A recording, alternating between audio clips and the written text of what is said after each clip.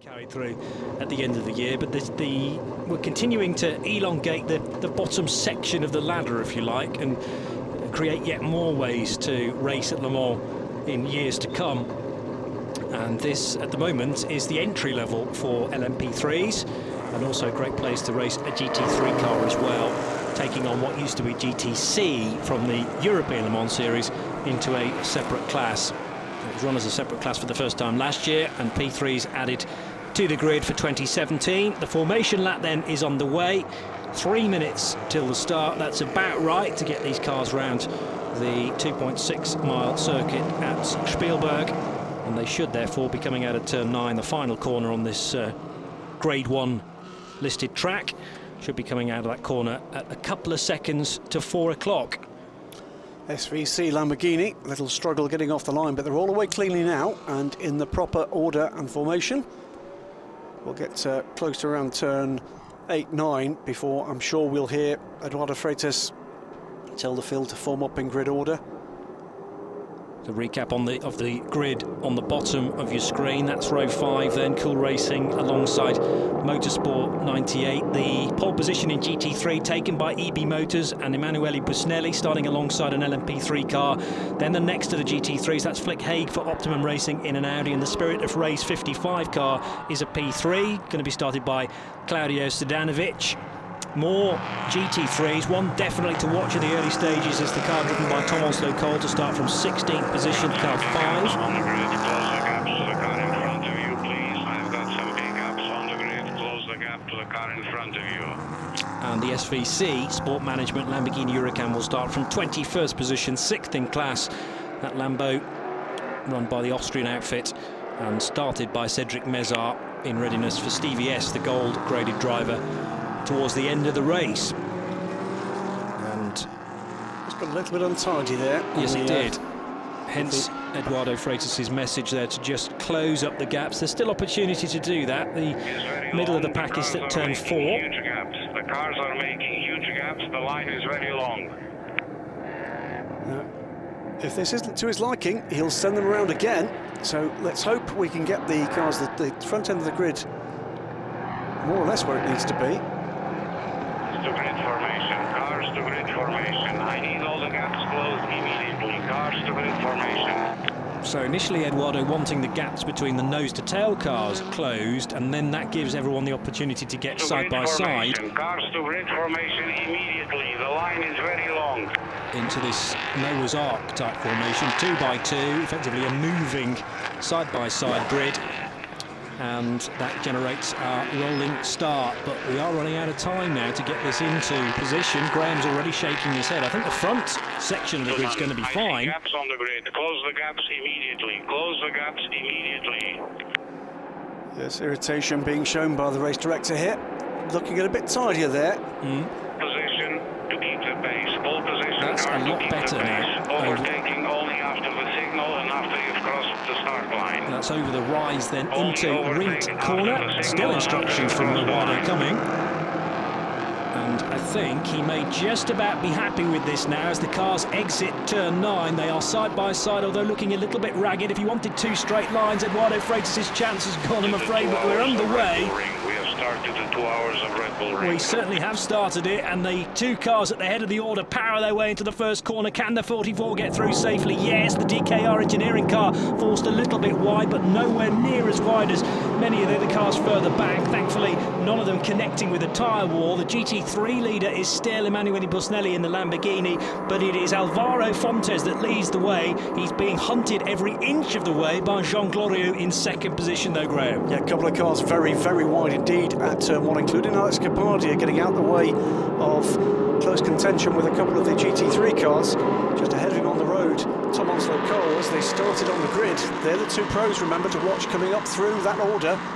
If they can manage to keep it clean. 13th and 14th through the first timing sector. And the Nielsen Racing car has got the jump on the N-Race machine. Now, N-Race started to drivers right on the grid, so had the more optimum line into the first corner, but Nielsen able to go right round the outside. So N-Race dropping to 4th position and starting to gang up a little bit now on Alain Costa in that 99 car, because also there is the it's possibly the Graf car that is not very far away in 5th place. We'll pick through the top few runners as they go across the line in a second and confirm their places, but it's been a great getaway for Emanuele Busnelli, although as I say that, he goes a touch wide. Oh, and there's side-to-side contact at turn 9 as the Lamborghini tries to rejoin as well. Meanwhile, cars to Emanuele's right-hand side, more P3s trying to pick off that GT3 car, but that was all because the Lamborghini got the wrong line into Rindt corner, and as he rejoined, he walloped the Cool Racing by GPC car. I think it was. That gave Alex Capadia the opportunity to come back through the pack. He's up into, where is he, 11th position now. So that run to the front from the RLRM Sport car is underway. Just looking to see where Tom Onslow Cole, already up to 2nd in the GT3 class and 13th overall, so that's to plan as well at the moment. Big lock-up from somebody back in that pack. I think we're all still on the island. Marcello Maracchiotto, a bit of a star in the early stages. He has gained a number of positions now. Yes, there is. It's the DKR engineering car then coming out of Rauch corner for the 2nd time and is ahead now of Alvaro Fontes. So Jean Glorieux takes the race lead partway around the 2nd lap, but also, as I say, look out for car 12, up from 8th position now running to 5th. John Lynn off the track and running around the back of the... No, is this the big lock-up? It was the big lock-up. Running through the gravel, and instead of pulling back into traffic, takes the option of going across the gravel track to the escape road and will rejoin safely. But Jean Glorieux it is with a clear lead as they cross the line to finish lap 2. It is 1.7 seconds to the good after a lap of 1 minute 29.671 seconds, and no one else can match that. Here comes Alex Capadia, still making up places, up to 8th position now. Started that car down in 18th, so 10 places on the first 2 laps from Alex Capadia. Keeping an eye as well on the GT3 lead, because Tom Onslow Cole has very hurriedly worked his way up the order and is now right on the boot lid of Emanuele Busnelli. Here they come towards turn 2, and the dark grey Ram Racing Mercedes right on the tail then of the Lamborghini, and also with them will be Flick Haig in the number 75 Optimum Racing Audi, yes. So that's your 1, 2, 3 in GT3, and it will be Tom Onslow Cole looking for a way by Busnelli. Great display in qualifying from Busnelli. Tom Onslow Cole, though, is the pro driver in the Ram Racing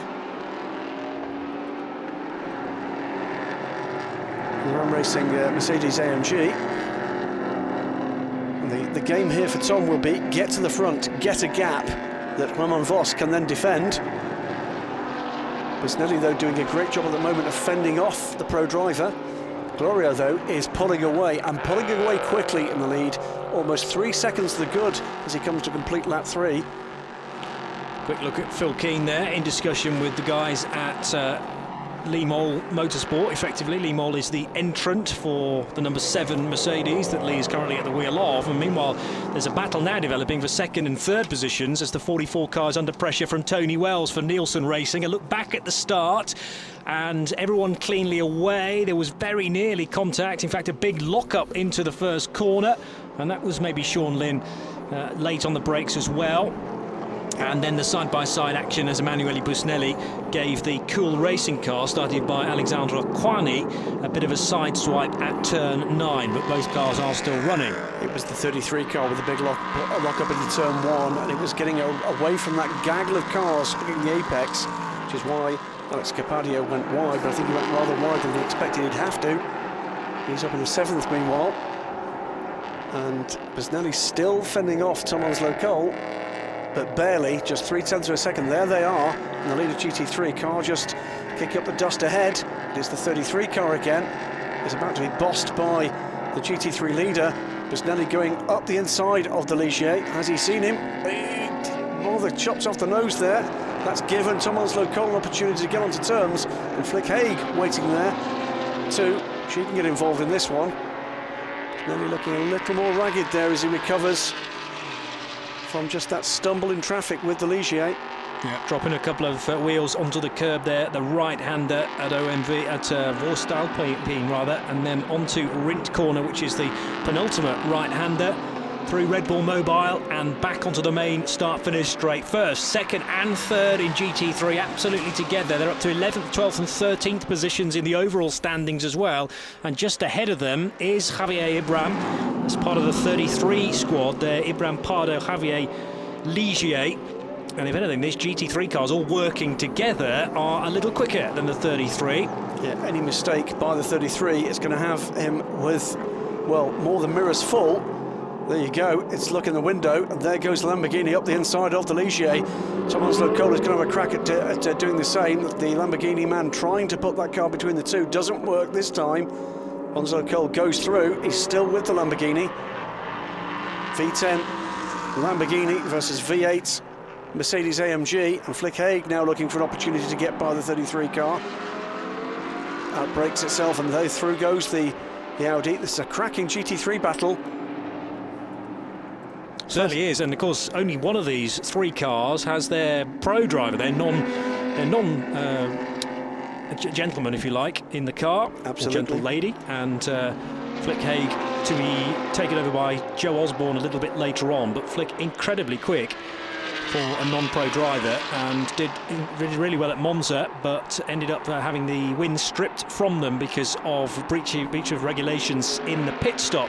Halfway through, as Emanuele Bostelli runs incredibly wide there. He's done that once before, and just as track limits were an issue in qualifying, there will be as well in the race. So if he keeps doing that, then Eduardo Freitas will have one or two words to send the way of the team. This is 5th, 6th, 7th, 8th. It is Alex, sorry, 4th, 5th, 6th and 7th, my apologies.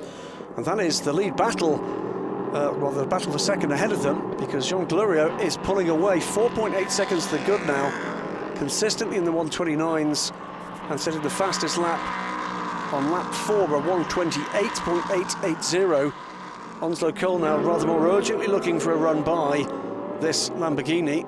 Will want to get to that lead, will feel as if he can make up ground if and when he can get there, but this is now the battle for 10th overall. So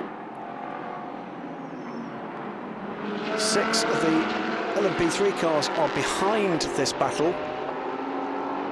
Yep. 9 ahead of them.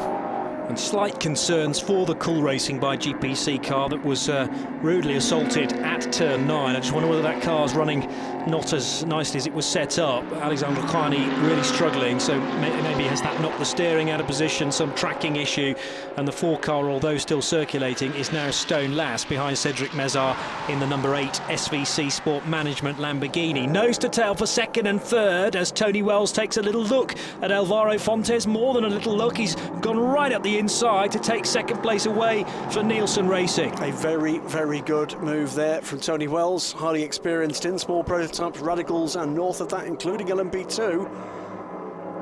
And Tom Onslow Cole looking to do an identical move. There's no room there though for Tom. So good stuff from Tony Wells, up into second position. Let's see if he can do anything about reeling in what is now a 6.5 second gap to the Norma ahead. The sole Norma in this grid, by the way.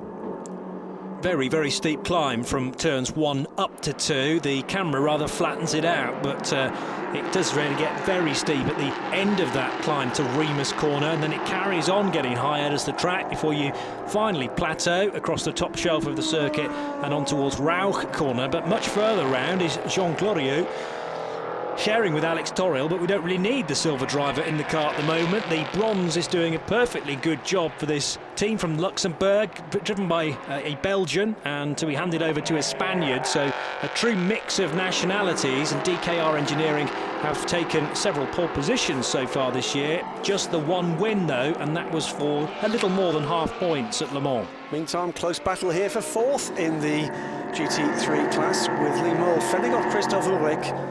The number 7 Mercedes AMG ahead of the 95 Ferrari 458, remember. This is the wailing non-turbocharged V8 version, the old lady if you like. And meantime, Campania there looking for a way up the inside of the number 12 car. Did he make it? Well, he's already taken the 65, he's up in the 6th, was looking for 5th there as well. He's alongside. Wrong side for this turn, so he'll need to make it before they get into turn 3. And, oh, Gunswan hadn't seen the 65 had come alongside him. So Alex was looking for his line, had not realised the Graf car But he'd already overtaken and caught him back up. He's gone by the 12.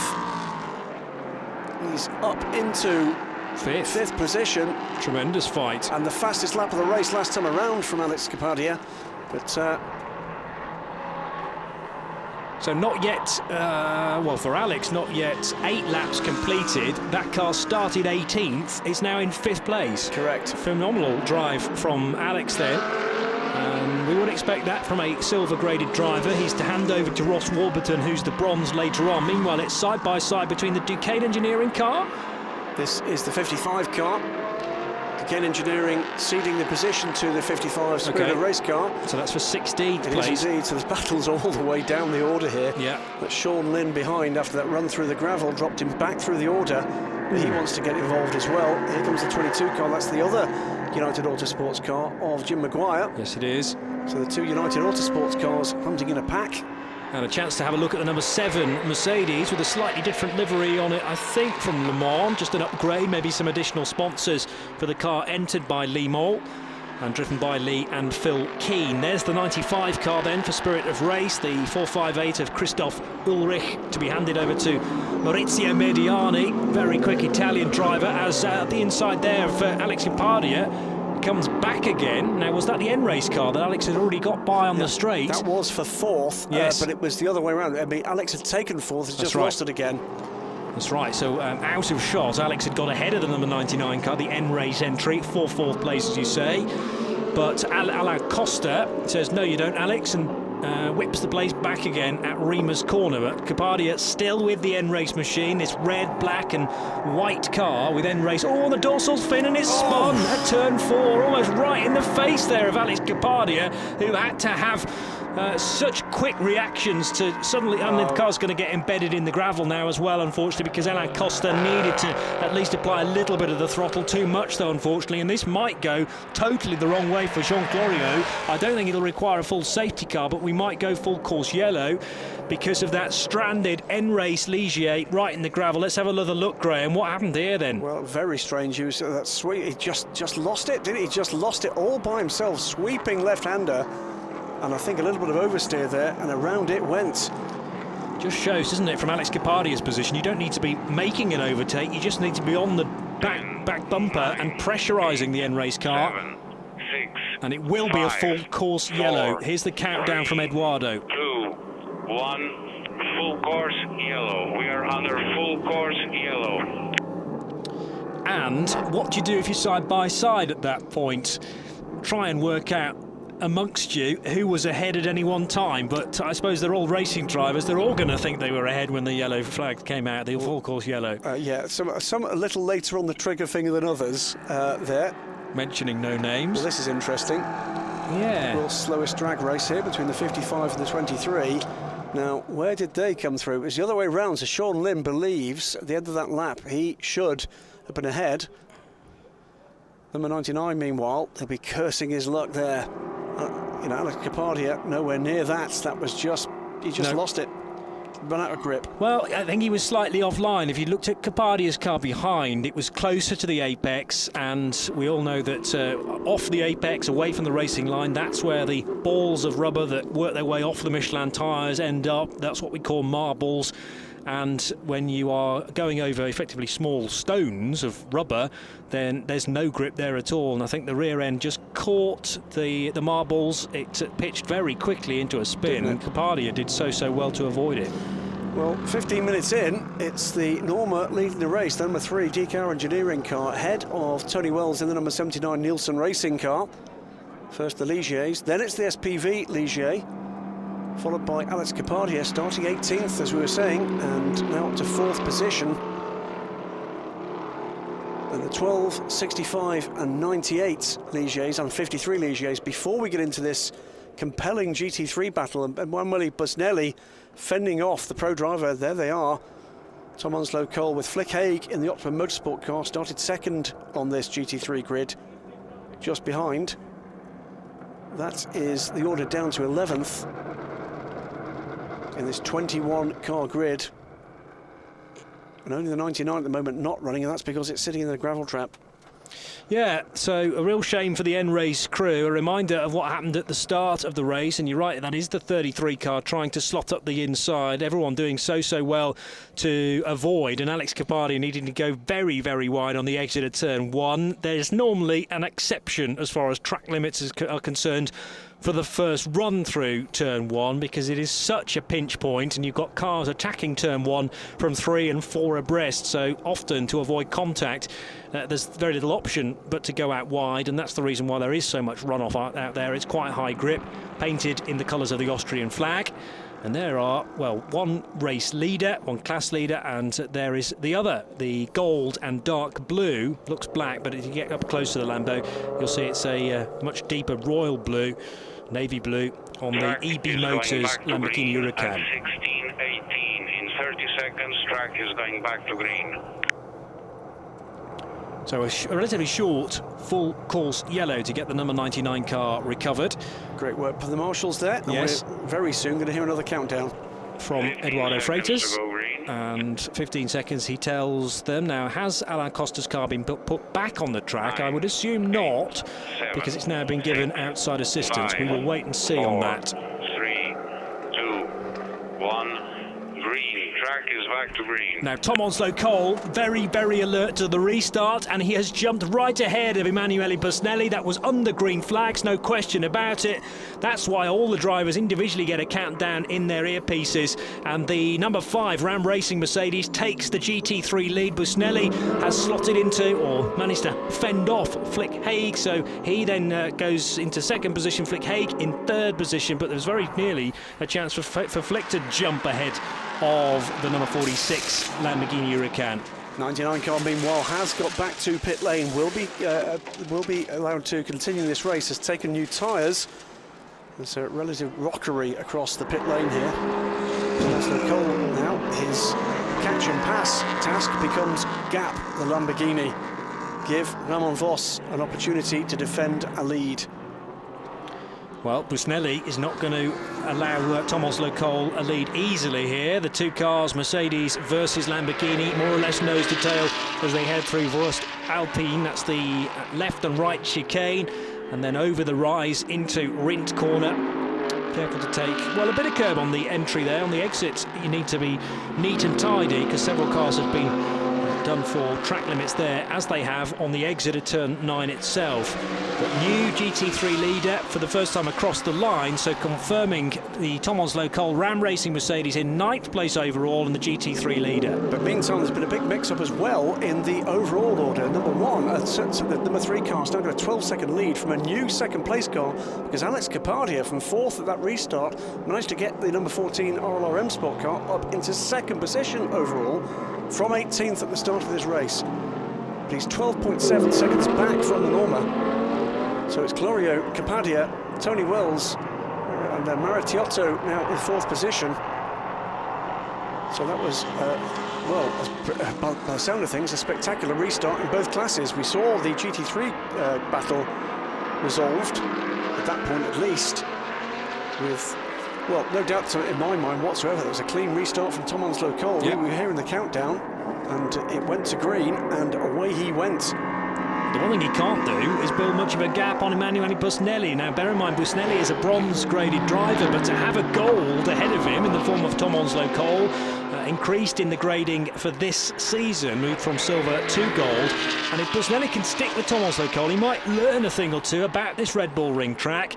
And remember, at the end of the stint, Busnelli's handing over to Fabio Babini, another gold driver and massively experienced in Lamborghini Huracans. Big spin at turn 8, that's the 98 and the 4? No, it won't have been the 4, it was the car nearby. That's the YMR car. The 53 then, of Nathan Biel. And that was Eric de Donker, wasn't it, in the 98 car? It is indeed. We'd also seen the fastest lap of the race this time go to the second place car of Alex Capardia. He's got that 12.7 second lead down to 11 seconds now. He's going quicker again with clear air in front of him again. So Alex Capardia pushing on. Tom Onslow-Cole, meanwhile, is speeding up as well, but he's taking the Lamborghini with him. This is an exceptional run from Busnelli, the non-professional driver, let's remember, keeping the AMG very much in his sights. And by the way, the YMR car, the M Racing YMR car, rejoined right ahead of the Motorsport 98. They're both still on the track, just heading into turn 5 now. And they are the next cars potentially that these GT3 machines will find, but they're going just about quick enough to keep their heads above water and away from this frenetic GT battle. So Tom Onslow-Cole, Emanuele Busnelli and Flick Haig hanging on to their coattails in the still early stages of this race. We've just had over 20 minutes of it, and there are warning flags now, going the way of Alex Kapadia. That's for that side-to-side contact with the 65 car into turn 3 when he was battling away with the car ahead and simply had not noticed, I don't think, the Graf Racing car had just overtaken, had stuck with him and got alongside, looking for the wide line around turn 3. So, for me, correct call from race control. Yep. Alex was looking at one position, he'd forgotten about the other for that moment. Tom Onslow-Cole is beginning to gap that Lamborghini all of a sudden. Only because Busnelli made a mistake on the exit of turn 9, went way out wide, and as you say, the gap's now increased from first to second, but this might be Flick Haig's opportunity, because Busnelli probably closest than he's been for the whole of the race. And Flick Haig may be able to shape that into an overtaking opportunity in the next couple of laps. It's another fastest lap of the race last time around from Alex Kapadia. 10.8 seconds is the gap. So he's taken a couple of seconds out of that lead since we went back to green. With the whatever happened going back to green, the Norma profited to the tune of something like 6 seconds. He's grabbed 2 of those back, but then there's another 6 after that. Sean Lynn also trying to find some positions. He was a little while ago right with his teammate Jim Maguire, who is down in 18th position, but Sean Lynn's got back up to 13th spot now, and I make it 10th in class behind these 3 GTs effectively as we work our way towards the end of the first half an hour. 2-hour race, remember, for the 3rd event of the year for the Michelin Le Mans Cup, live from the Red Bull Ring here in Austria. It's Tom Onslow-Cole leading for Ram Racing in GT, so let's hear from his teammate Raymond Foster, who's now with Charlie George in the pit lane. Yeah, I'm down here with Raymond. You guys have gone for an interesting strategy, and so far it seems to be paying off. Yes, yeah, so far it's so good. We decided to put Tom in the car to start after me doing the qualification, and we started from 3rd position. Yeah, let's see if this works. So far so good. It's quite exciting. Now, of course, that means you'll be out with some of the pro drivers later. Are you looking forward to that? Absolutely, I'm looking forward to that a lot. Yes, indeed, yeah. Can't wait. Good luck, thank you. Thank you so much. Yeah, Raymond Foster, a real star in the Imola 12 hours towards the end of June, and that's run across 2 days, 4 hours on the Friday and 8 hours on the Saturday, and a terrific defensive drive that meant that he was able to hang on in the end for a 3rd place finish in the overall standings, GT3 being the top class in that race. It's not in this, but nevertheless it could be a class podium that these guys could be on for, but Tom Onslow-Cole wants a bit more clear air if possible, back to Emanuele Busnelli in the EB Motors Lambo. So the gap, just to kind of clarify that, obviously we've got Tom Onslow-Cole leading the class, 9th overall, but the podium positions at the moment, hands of the 9th, 10th, 11th place cars, and they are something like, 25 seconds ahead of the 4th place car at the moment in the hands of Lee Mole. He's managed to pull away a little from the Ferrari of Christoph Ulrich. But all sorts of action underway on track, as well as, by the look of things, in race control with a further investigation, this time for possible overtakes under the full course yellow from both the 23 Gulf United car and the number 9.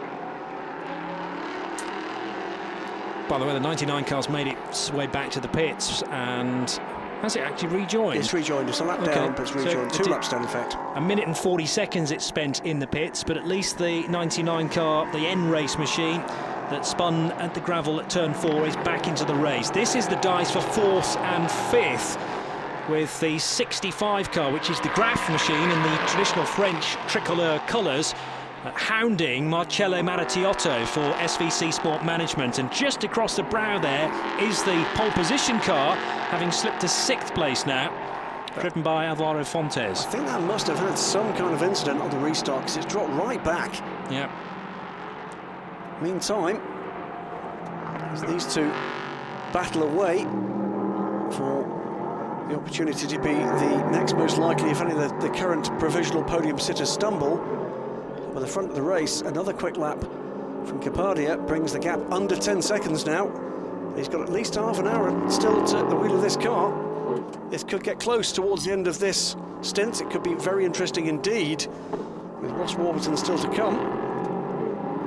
It's very much a training ground for some of these bronze drivers, and Ross had his got to go at the European Le Mans Series last year. He felt he was going to be more comfortable in the professional hands of Alex Kapadia, who is his driver, coach and co-driver here, having a crack at this before looking again in the future at the LMS. And it's exactly that kind of effort. We look at the weather radar.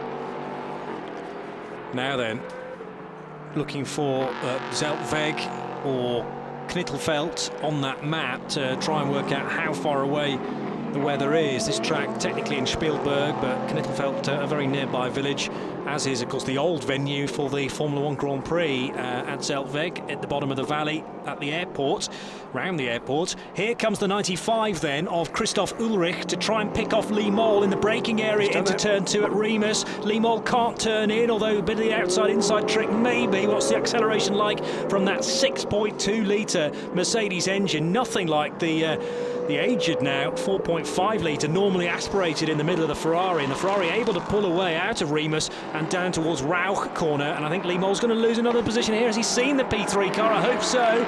Lock-up required for the driver of the number 9 Duquesne engineering machine. That's Joel Janko, the American. And Janko very nearly into the side of Lee Moll there as they turn right at Rauch corner. Disaster averted though. And further pressure for the SVC Sport Management car, because Adrian Schiller, driving for Graf, still right on the boot lid of the 4th place car. The progress in second place, it's now 8.5 seconds, Alex Kapadia. Another fastest lap of the race for the number 14 car, 1:28.284, but does get a warning for track limits. So race controller keeping an eye on Alex Kapadia's progress. This is the weather radar as well. There's Salzburg. That is not, there's Klagenfurt in the middle of the picture. Okay, so that's if anything. There you go. We're looking at the clouds that live that they're looking at virtually, if you like. Could this be a real turn in this race? We did say, didn't we, it might turn, didn't we? Yeah. It was going to. Yeah, and I mean, the problem is if it does rain, I don't think it's going to be a light shower either, because of the stormy atmosphere that we've had all week. There is a chance that the heavens are going to absolutely open here, and we'll be left with standing water and the possibility maybe of a safety car as well because of the wet weather. But it remains very, very warm at the moment. The weather hasn't yet broken, and we'll carry on racing until it does, but it will remain a bit of a question mark. Slow car, that's the Duquesne machine, isn't it? The number 9 of Joel Janko. Has he flat-spotted a tyre maybe with that big lock-up into Rauch corner to avoid Lee Moll not so long ago? It's a good call, Johnny. 22 is the car of Jim Maguire. He shares with Matt Bell. So that car has gained a spot as a result of the slowing Duquesne engineering car then. That gives him 12th in class and 17th overall. And back with the race leader for DKR Engineering, I should say, Jean Glorieux. Is with Jim Maguire, I think that was ahead of him. So he's in the process of getting on terms to lap the 17th place car. We're going to catch up in a moment with the teammate of Alvaro Fontes. Did a splendid job in qualifying earlier on this morning. And sharing with him is the Brit Andrew Cummings in the number 44 car. With Charlie now. Yeah, I'm down here with Andrew. Andrew, Alvaro had a great qualifying. He seems to be slipping back slightly since the restart. Is there any problem? No, I don't think there's any problems. There's a couple of quicker drivers out there initially. I think he'll shake up a bit in the pit stops, but yeah, I think he's going well with the car. There's no problems to be reported. So now, obviously, the car has definitely got the pace. So, are you looking forward to getting out there and having your turn? Oh, absolutely, yeah, definitely looking forward to it. Thank you. Good luck. Andrew Cummings sharing, as I say, with Fontes. Meanwhile, the battling continues for 4th place. And that was after you, Claude, and I know after you, Cedric, between the set 12 and the 65. Maritiotto losing the place briefly to Chila, but then the Grafman running wide, and the over and under played to perfection. 12th car retaking the position. and on we go again. Yeah, well, I think we've reached a point where the draft car is slightly quicker at certain points of the circuit, including this run from turn 2 down to turn 3. Well, it only becomes downhill at the very last possible moment. Oh, and trying to then unleash the power from the loud pedal was the 65 car, but had to immediately check up, did Adrian Schiller. And that means the opportunity's gone, at least briefly, down into turn 4. It's the SVC car, for whatever reason, struggled for traction and grip out of turn 3 at Rauch. So Marcello Mariottotto stays in 4th position. They're losing touch with Tony Wells in 3rd, and with Alex Capardia, who continues to whittle away at that lead. It's down to 9.5 seconds now, although he's lapping really at a similar pace to Jean Glorieux. Traffic might have its say though, because Glorieux, as you've mentioned, Graham, is now starting to catch some of the back markers. Yeah, absolutely right. And traffic is, I'm sure, going to come into this. Flick Haig, meanwhile, has got a train of LMP3 cars behind now.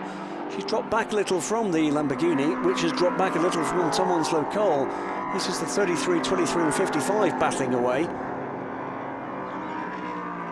And this is Ibran, Sean Lynn, Zdanovic, and a spin for the 12 car.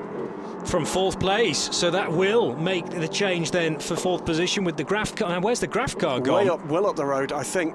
Oh, is it? Let's have a look here. There goes the Graf car up the inside. Yes, it does. And he's gone straight on. I wonder whether that had happened somehow. And there was then a spin for the 12, which nearly cleaned out the number 8 Lamborghini Huracan. And I noticed that the orange Lamborghini and the 44 car were absolutely nose to tail on the run up the hill. They did make contact, in fact. Blimey, so all sorts happening there, and thankfully contact avoided with the spinning 12 that nearly took out the 8 car that's driven by Cedric Mezar, but then Mezar to the side of Alvaro Fontes. Good job we weren't chatting to Andrew Cummings when that happened, but the 44 car all of a sudden is back to 4th place. It is, and that's Joel Janko, who doesn't seem a very happy man at all. The Ligier number 9 onto pit lane. I don't think is going to rejoin the race. Now, rain is on the way, but my weather app would say that it's not going to get to us by 6 o'clock. 7 maybe, some isolated thunderstorms, but the suggestion is that the weather, although it is in our direction, isn't going to quite reach us by the end of the race. So if you interview various people up and down the pit lane, there'll be many, many different opinions about that, so we'll wait and see. Indeed. Flick Haig, by the way, has given best to those trailing LMP3 cars, dropped back behind Ibran and Sean Lynn. I think they're going to position to Zdanovic as well.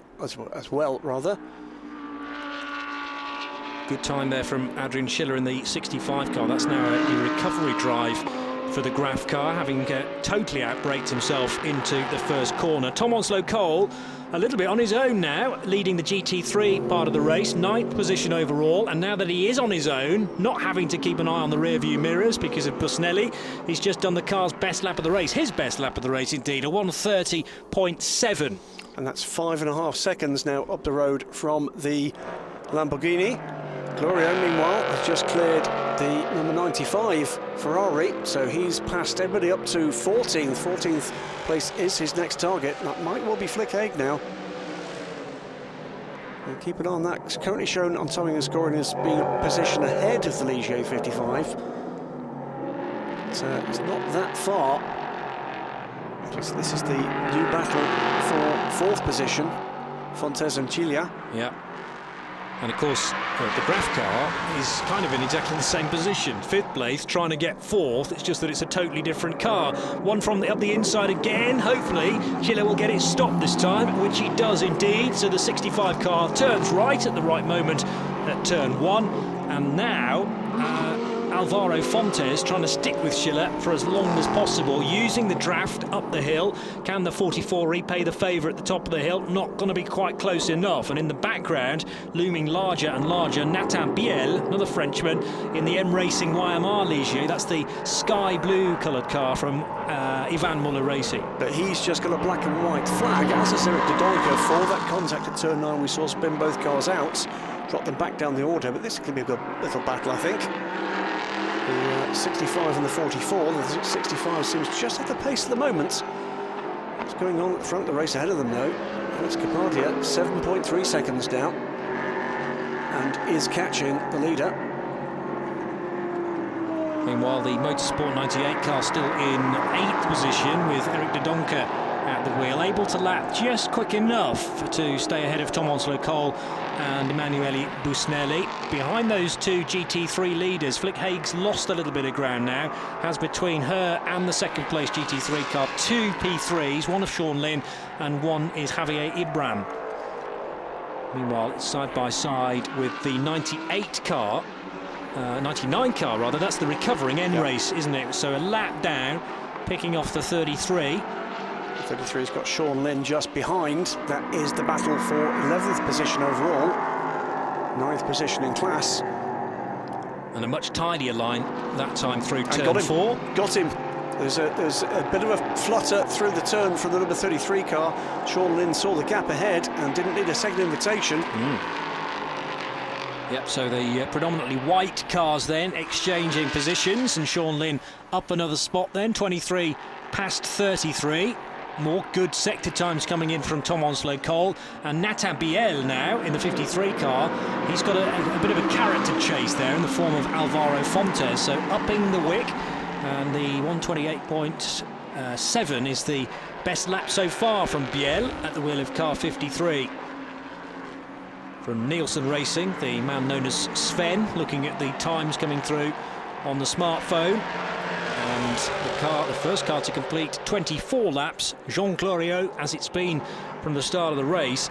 Jean Glorieux getting quickly the lead and now extending this gap to 7.6 seconds. So it is starting to come down now. Alex Capardia has gained a couple of seconds over the last 5 minutes.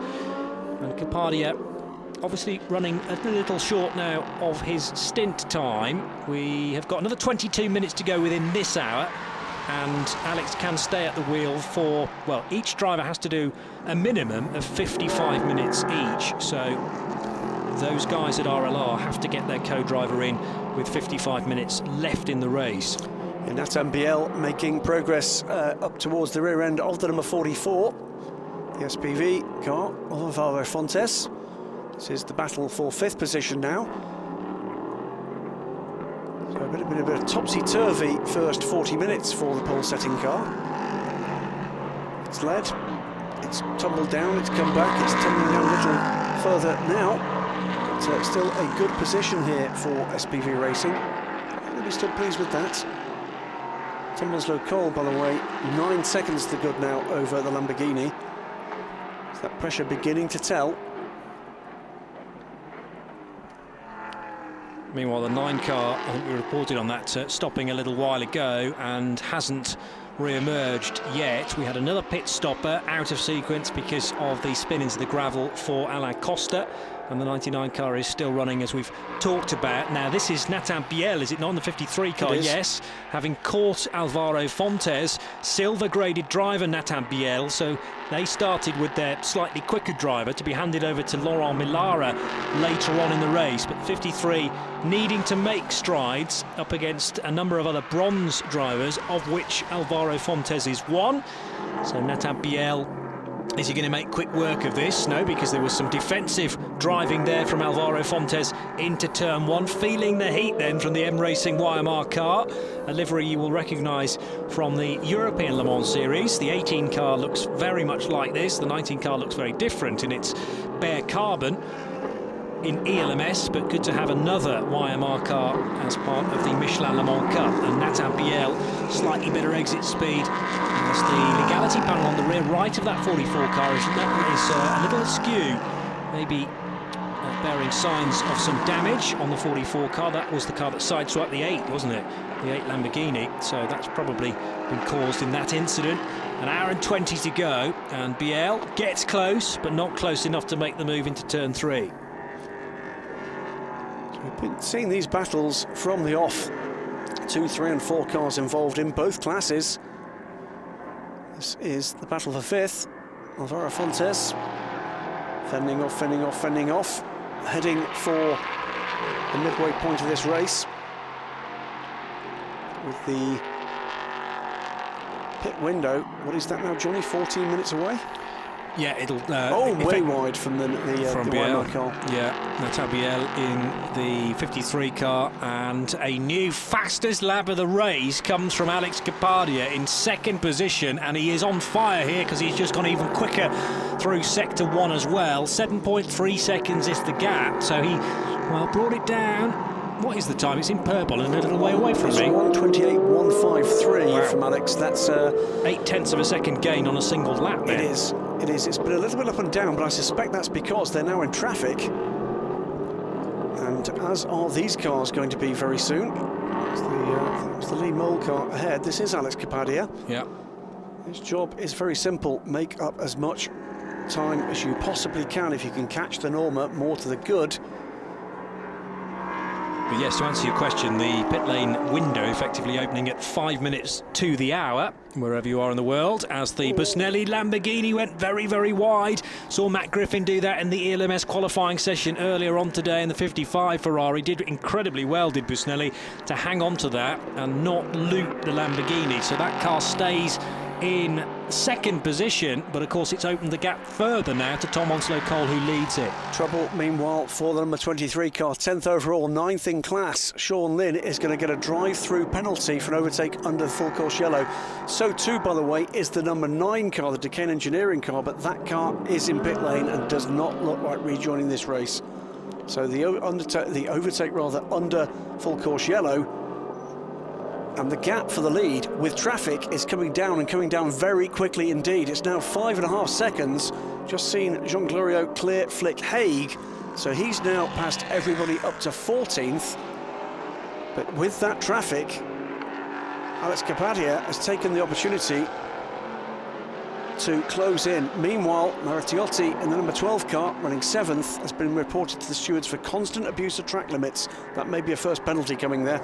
Yeah, just a word on the Sean Lynn incident. The full course yellow regulations stipulate you can't be overlapping another car, so you might not even overtake it, as in go fully past it, but you can't be side by side with anybody. The point of a full course yellow is to generate a safe environment for the marshals to step down from their posts and go and help out a car in the gravel, or having been, had a moment and end up off the track. So if you've got cars coming round two abreast, that is still a dangerous situation, regardless of them being speed limited. And the thing is, you don't really gain a great deal. If you just tuck in behind another car, you're still going to be right with it come the restart.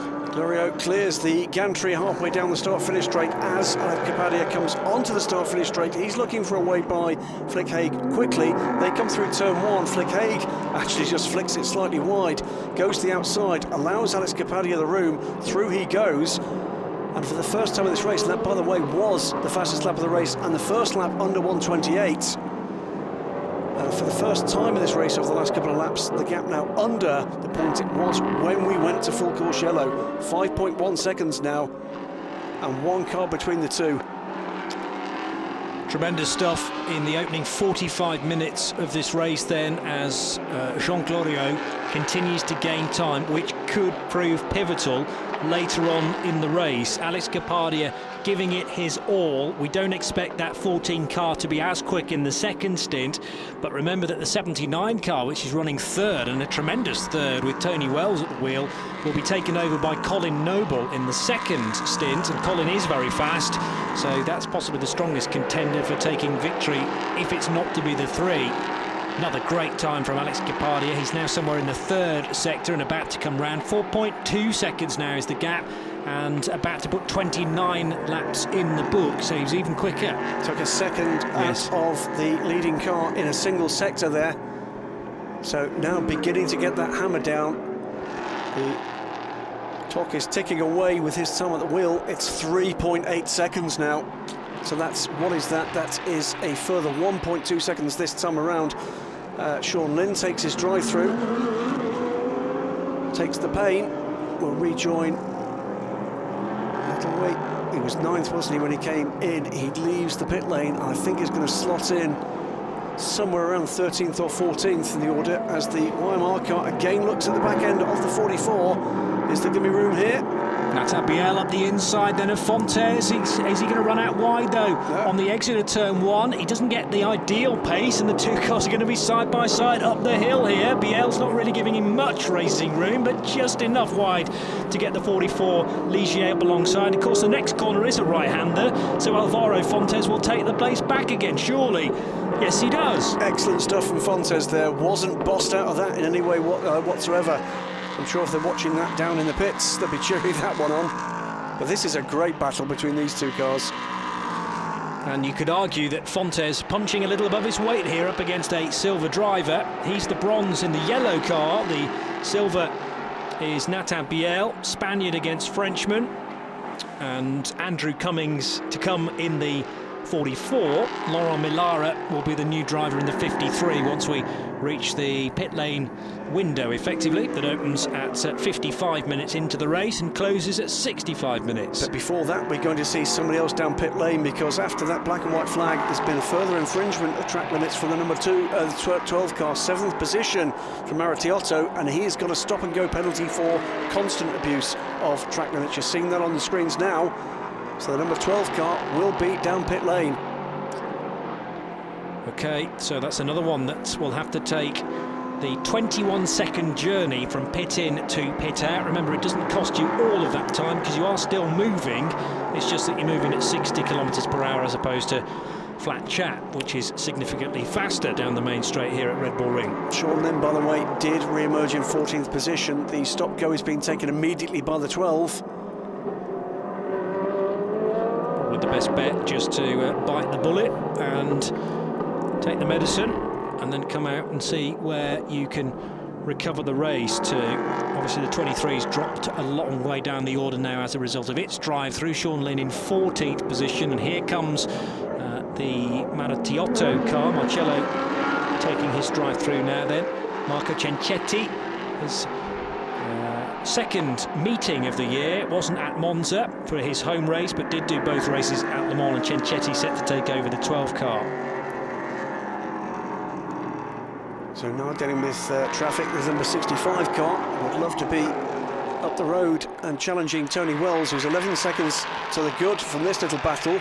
But before he can do that, he's got a gaggle of cars ahead of him, including the 95 Ferrari. Jim Maguire's 23 car. What's happening ahead in the lead battle? It's, well, I think a little bit of traffic involved here. It went down to 2.6 seconds, back up to 3.4 now for the lead battle. A little way ahead of these guys on track. Here comes the 65 car, clears Jim Maguire's 23. 44 and 53 are going to have to deal with this next. So this is the Graf car that currently sits in 4th position. 5th place for the SPV car, the yellow machine, then the blue and white of Nathan Biel from M Racing. That car is 6th, and they're trying to lap number 95, which is 4th place in GT3, and 15th position on the road. Cedric Mezard makes that nice and easy for them. He's 4th in GT3, as you say, and somewhere ahead now, 14 seconds ahead now of Limo. As Fontes gets by the 23, being followed through by the Weimar car. It gets a bit tight there. I did wonder whether that the two had seen each other, and the 22 car thankfully at the last moment saw that Nathan Biel had the inside line, had the racing line, and the 22 car, nice bit of avoiding driving there from Jim Maguire. He'll hand that car over to Matt Bell come the pit stops, which are now just 5 minutes away potentially, although the teams that have started with their quicker drivers, they'll push it to the very last moment in the pit window. So 53, Nathan Biel coming down the hill, should get a great run this time on Alvaro Fontes. Much better run through that hard compression corner, and the gap is definitely coming down between 44 and 53. Meanwhile, coming through the right-hander at Rauch corner is the class leader in GT3, the Ram Racing Mercedes AMG, driven by Tom Onslow Cole, expecting him to go another, well, at least 10 minutes before Raymond Foster takes over. The man from the Netherlands, big grin on his face when we spoke to him a little earlier on the race. Charlie George catching up with him. as rejoining from a recent pit stop I'm is... not sure that's a pit stop. I think that was a spin. Turn 1 from Jim Maguire. OK, so the 22 car then with an incident, as Nathan Biel did get a great run on the 44. Biel got through. Did they both manage to squirrel their way out of turn 1? Yes, but in the background, swapping ends was Jim Maguire. Did he catch the sausage curb? No, he was already losing it, and then the sausage curb kind of helped him round right in front of Christoph Ulrich in the 95 car, but Ulrich did a good bit of avoiding driving there as well to retain 4th place in GT3. Drivers getting ready now for those pit stops. So this another flashpoint in the race. Another message from race control about car 53 needing to respect the track limits at turn 9. So a black and white warning flag, just a yellow flag at this, yellow card we might call it at this stage for Nathan Biel, but if it gets any more serious it might result in time penalties. But another warning for the number 12 of Mariotti, who's already had a stop and hold. Oh dear, OK. Well, it really does get severe after that. And it's been reported to the stewards. OK, so car 12, as you say, has already served. Yes, it was more than a drive-through, wasn't it? Because the car was held for 10 seconds-ish for Marcello Maratiotto. Yep. So it takes about 21 seconds to go through the pit lane from start to finish at 60 kilometres per hour. Tony Wells there with an absolute best through sector 1. Better than Alex Kapadia, and he's the bronze driver, is Tony. Absolutely. Alex Kapadia slightly struggling for ultimate pace at the moment. We've not seen that battle together. Look at the SPV pits trolley. Jean Glorieux bringing this one closer and closer. There you go, there's the two leaders. Glorieux coming through turn 10 as Alex Kapadia makes his way through turn 9. And they finish their lap 34. And the gap is 4.1 seconds. So at the moment, Glorieux doing a good job of fending off the pro driver. Worth making the point that Tony Wells will need lots more absolute best sectors to reel in Alex Kapadia, certainly anywhere close to happening before the pit stops. However, took a couple of tenths out of him that time, though. Yeah. However, of course, Colin Noble due in that 79 Nielsen Racing Ligier. Ross Warburton due in the 14 car, so we'll have a Noble chasing down Ross Warburton and trying to close that gap, which currently stands at 17 seconds. The leader held up a little there by backmarker. I think that's the 99 car, isn't it? Recovering 99 car. Yep, from N Race. It's a 1 minute stop and go penalty for car number 12. After that's a repeated track limits. Yeah, and any chance of a good result steadily slipping through their fingers. Remember that car, the number 12, started in a decent spot, 8th place for SVC Sport Management when it was qualified by Maratiotto today, and Marco Cencetti to take over at the pit stop. Thought the leader had been caught up a little in turn 3 by the number 99 car. It lost a full second in the second sector. Gap has come down to 3.4 seconds. Nathan Biel still cannot shake Alvaro Fontes. He's now made the move stick, finally. There's confirmation of this 1 minute stop and go penalty then for the number 12 car from SVC. Don't get that mixed up with the SPV car. There's lots of 3-letter abbreviations in this championship. And SPV is the yellow car there that pursues Nathan Biel as they work their way out of Wurst Alpine corner, over the rise and then into turn 8 at Rindt. An hour and 5 and 35 seconds to go, so in a little over half a minute the pit lane will be open for a legitimate pit stop. We've seen plenty of pit lane callers already. In fact, there's a car waiting there now. That will be Marcello Maratiotto serving the 1 minute stop and hold, stop and go penalty. That is going to drop him way out of contention. That effectively is a lap, with a minute plus the time in pit lane. Yeah, good point. Some good lap times coming in as the cars get a little lighter on fuel. Danovic in the number 55 car up into 10th position. Guigny in the number 4 car in 14th, both putting in fastest laps of their race so far, as we're under 65 minutes now. Maratiotto back on the move.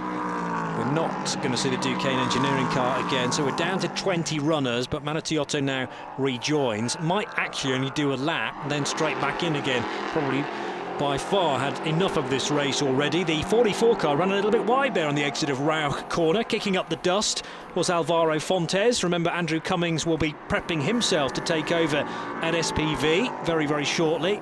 Well, I'm going to vote for the number 44 car, and Alvaro Fontes has been the most entertaining driver of the first half of this race. Yes. In comes first pit caller, looks to be the second position car in GT3, Emanuele Busnelli. He pits, dropping back somewhat in the latter parts of the stint, and it will be the changeover. Fabio Bobini. So now the fun really will start, because Fabio is going to be strapped into a car he knows very, very well, the GT3 specification of Lamborghini Huracan. It's a shame we can't see Bobini up against Tom Onslow Cole. We might be able to see that for a little bit of the race, but they'll be far away from each other now, because one will have stopped, one won't have done, and Tom Onslow Cole we're expecting in at some point over the next 8.5 minutes. Meanwhile, Flick Haig right behind the Graf car into Remus corner. The Graf car is number 65, being driven by Adrian Schiller. Lee Mole into pit lane. This will be Phil Keane aboard the number 7 car in moments. No doubt Flick Haig will be in very soon indeed to pass the car over, the Optimum Audi over to Joe Osborne. Although I think Optimum tend to cut the cake pretty much 50-50, don't they? They tend to give Flick a lot of time in that car, which is great to see. Yep. And Phil Keane. They almost won the race at Monza a couple of months ago. Had a dreadful Le Mans with their 2 55-minute races not going the way they would have wished, but in a good position at the moment, and a rapid Joe Osborne to take his turn very shortly. Phil Keane then is now being strapped into the number 7 Mercedes AMG, and down at the 8 crew, SVC Sport Management. Remember, SVC running a couple of cars here, and the Lamborghini Huracan making its stop. So Cedric Mézard to get out and Stevie S to clamber on board. So the second phase begins for the Mercedes, number 7 car. Very, very busy now in the pit lane, with Adrian Schiller in, Alvaro Fontes in the 44 car. That's the car trundling its way now down pit lane. Also making a stop, Javier Ibram in the 33, Claudio Zdanovic. Sean Lynn is in again for his second pit lane call, but this is the proper stop for the 23 United Autosports car, and Flick Haig, as we've mentioned, to hand over now to Joe Osborne. The 2 class leaders together, and that's Jean Glorieux going by Tom Onslow Cole, so he's passed everybody up to 8th position now. Alex Capadia, meanwhile, is within 3 seconds of this, with just the Mercedes between the two. Onslow Cole stays out, and I think will stretch the envelope as much as he possibly can. In though comes Capadia from 2nd position, and a great drive from Alex.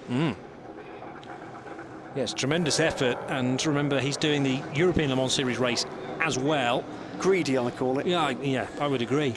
For the Darwin-based crew in Lancashire, RLR, and to hand over then to Ross Warburton. Obviously, part of Alex Capadia's job description is to be a driver mentor and coach for Ross as well.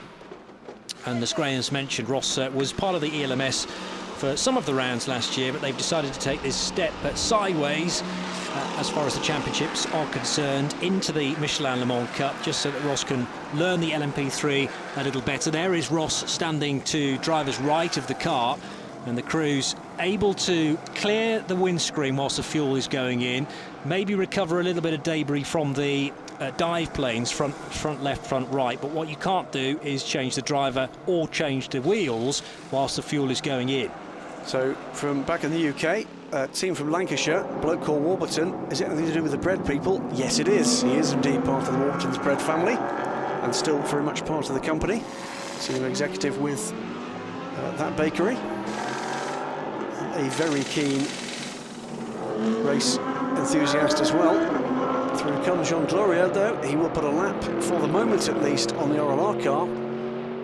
And that means that Tom Onslow Cole's now up to 3rd place, I reckon, in the overall standings, because he has 2 pit-stopping cars ahead of him. Indeed. Being shown as 5th on the timing screen. He's a lap down, that's why. He's a lap down. Beg your pardon. Yeah, so Nico Bieldo does go through to 2nd, but owes us a pit stop.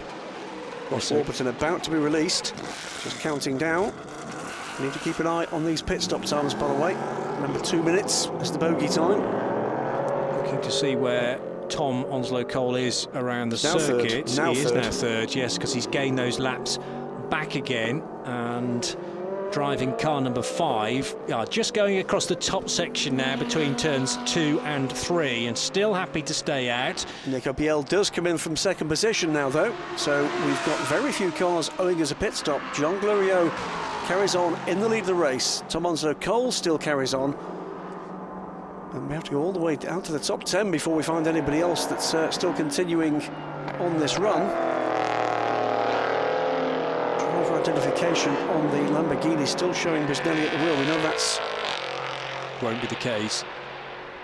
Shouldn't be the case anyway. Despite, it's had a one stop, 2 minutes and 5 seconds, which is fine, and should therefore have Fabio Babini at the wheel. We did see the new driver get in as well, so I think that's actually a glitch with the driver ID dial, which needs to be clicked into position. I hope they're not penalised for that. Glorieux does pit now from the lead. And Tom Onslow-Cole may well stay out. Let's have a look. Yes, he has, because he's just heading into turn 1 now. So Tom Onslow-Cole leads the race. No, he needs to complete this lap. He needs to go do one more lap, okay. But will lead the race if he doesn't pit. Yes. And I think can still do that. Okay, let's find out what the order is at this section, this split. It's up to second place. Jean Glorieux, though, as you say, had put a lap on him when we saw that happen down into Rint Corner. So, yes, car 5, a GT3 car, but nevertheless, it's now running second in the overall standings because it hasn't pitted yet. And bear in mind, that car has to break the beam at the start of the pit lane before 65 minutes have elapsed. He can't afford to go around again, I would suggest, just in case there's something like as errant as a full course yellow.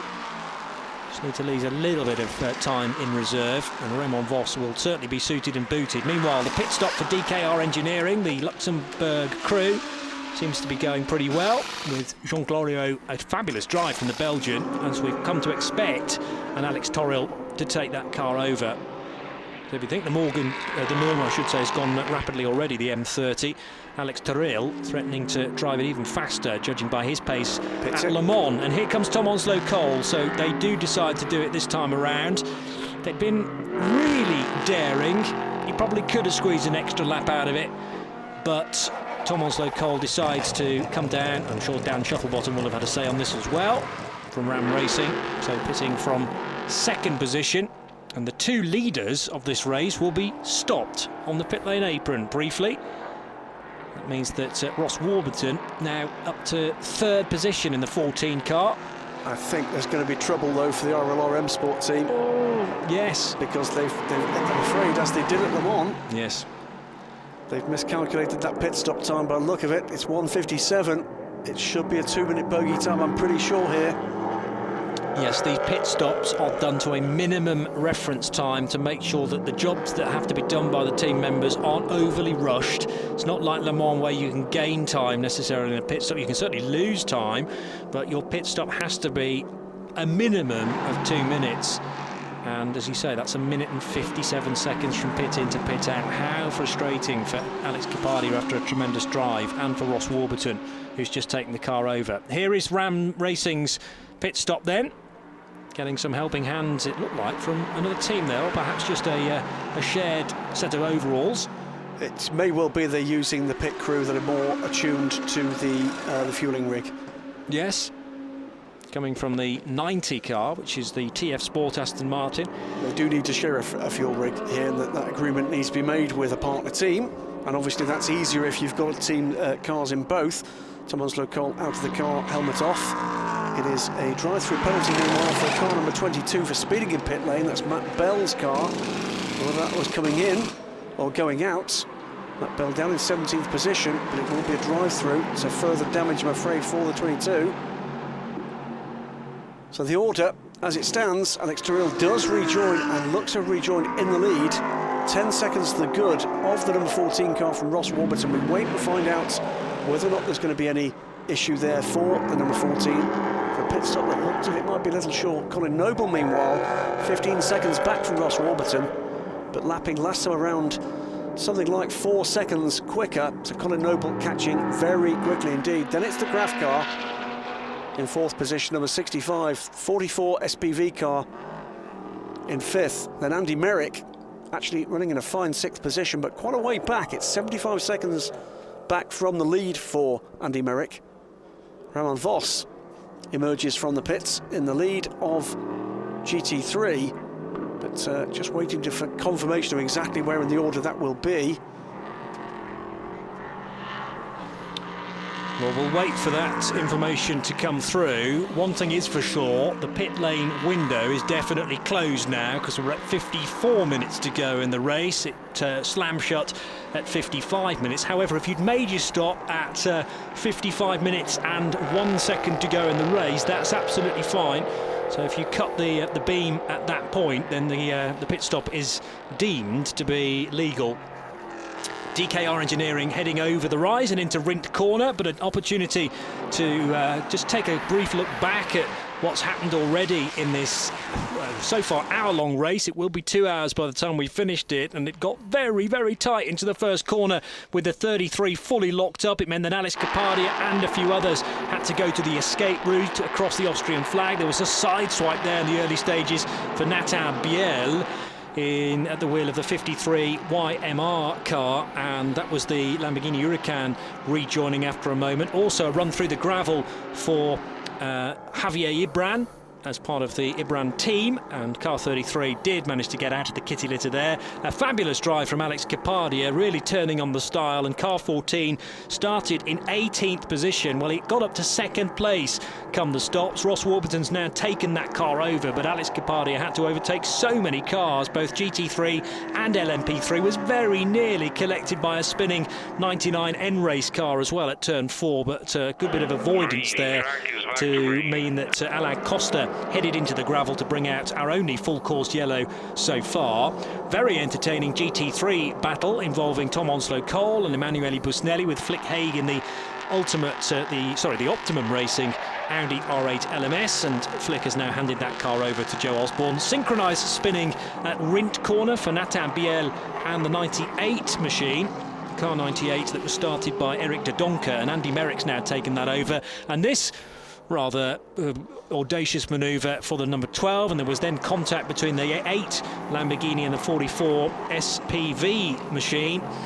More great battling between Nathan Biel and Alvaro Fontes, and Graham Goodwin's bet for most entertaining driver in the opening hour at least was Alvaro Fontes in the number 44 car. Certainly a striking livery. And the number 3 car that leads the way, now driven by Spaniard Alex Terrell, has this lead of 22 seconds as Alex goes faster than anybody else through sector 1. So car 3 starting to light up the timing screens as we'd expected, Graham. Well, the second place car in the hands of Ross Warburton, that lead being swallowed up at the moment by Colin Noble. I think he's going to be by the next lap, but the team manager has been called to race control. I'm betting on it that that's to do with a potentially short pit stop after the fantastic performance in the early part of the race from Alex Kapadia. And I think we're going to be able to go down to pit lane and have a word with Charlie George, having catch up with Alex Kapadia after one of the drives of the race so far.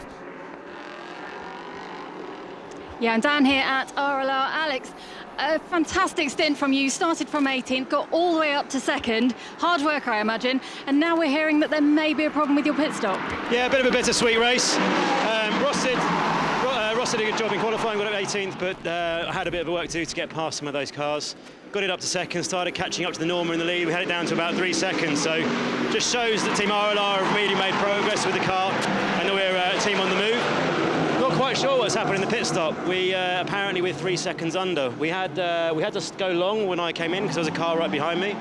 I'm not sure if something to do with that has confused the system, but we have to wait to see what happens now. But we may get a drive through. Either way, it's a good race for us up to this point, and we just want to see if Ross can go out there and improve on his times from qualifying. Thank you very much. Thanks a lot. Well, putting a brave face there on disappointing evidence, possibly, and we will wait and see. It will be investigated, and there's no sign of a penalty quite yet. Another penalty I think that might be looming here. Since coming out from the pit stop, the number 12 car that's already had a stop and hold has twice caught the attention for track limits again, so has had a warning, now gets a black and white flag for abuse of track limits. Well, it's the previous driver that did the stop and hold. Does look to me as if it's distinctly possible that Marco Ciancetti might also be getting the same kind of treatment very soon. New fastest lap of the race, meanwhile, for Alex Tyrrell. He is pulling away from now Colin Noble up into second position, takes that position from Ross Warburton. It's 27 seconds the lead now, 1:27.581 is the new fastest lap of the race for Alex Tyrrell, and he's going quicker again in both the first and second sector of this lap, although his outright fastest second sector bettered as I speak by Michele Rugolo in the number 55 car. That's the Spirit of Race car he shares with Claudio Zdanovic. Weather still closing in. Now, I was suggesting that the wet weather's going to get to us, but actually after 6 o'clock. I know I'm being brave there, and there'll be plenty of people probably making a beeline for me if the wet stuff does arrive before 6, but I'm still relatively confident that we've got 45 minutes of clear air. Let's wait and see, as the number 3 car has now to negotiate Phil Keane, although the exit speed out of turn 2 looks to be relatively similar, GT3 compared to LMP3. The P3, the Norma, gains its time through the fast corners, of course. It has a lot more downforce than the GT3 car, despite that massive rear wing on the rear of the number 7 car, as there's a new fastest lap of the race. Michele Rugolo, the starman in the 55 car, that is the Spirit of Race Ligier, now faster than anybody else. Another spin for the 33, and it stopped right on the apex of turn number 1 with the car. Oh, that's the Ram Racing car off in the distance as well. So Raymond Foster, who is the GT3 leader, I'll say that again, was the GT3 leader, losing it as he desperately tries to recover that situation. Now, did those two cars make contact, or did Raymond go off in avoidance of this 33 car? Double waved yellow flags. I'm not sure how much the drivers can see round the corner. Oh, it's very, very close. It's a horrible place to be stuck. He tried to rejoin the race. Raymond Foster has managed to get the car moving, but there's damage. There's damage. I think that might be it. He's pulled the car off the circuit. So we didn't see the beginning of that incident. We saw the end of it with the 33 car trying to recover, coming across the track to the apex of turn 1, or just beyond the apex of turn 1, and either beaching the car, but rather getting the car on the curbs, or certainly not being able to rejoin. But it's in a horrible place there. We go full course yellow. Yeah, well, I think there's very little option, to be honest, and Raymond Foster may have an opportunity. He's got a problem. Yes. We can't see the damage. Oh, no, it's a puncture. It's a rear right puncture.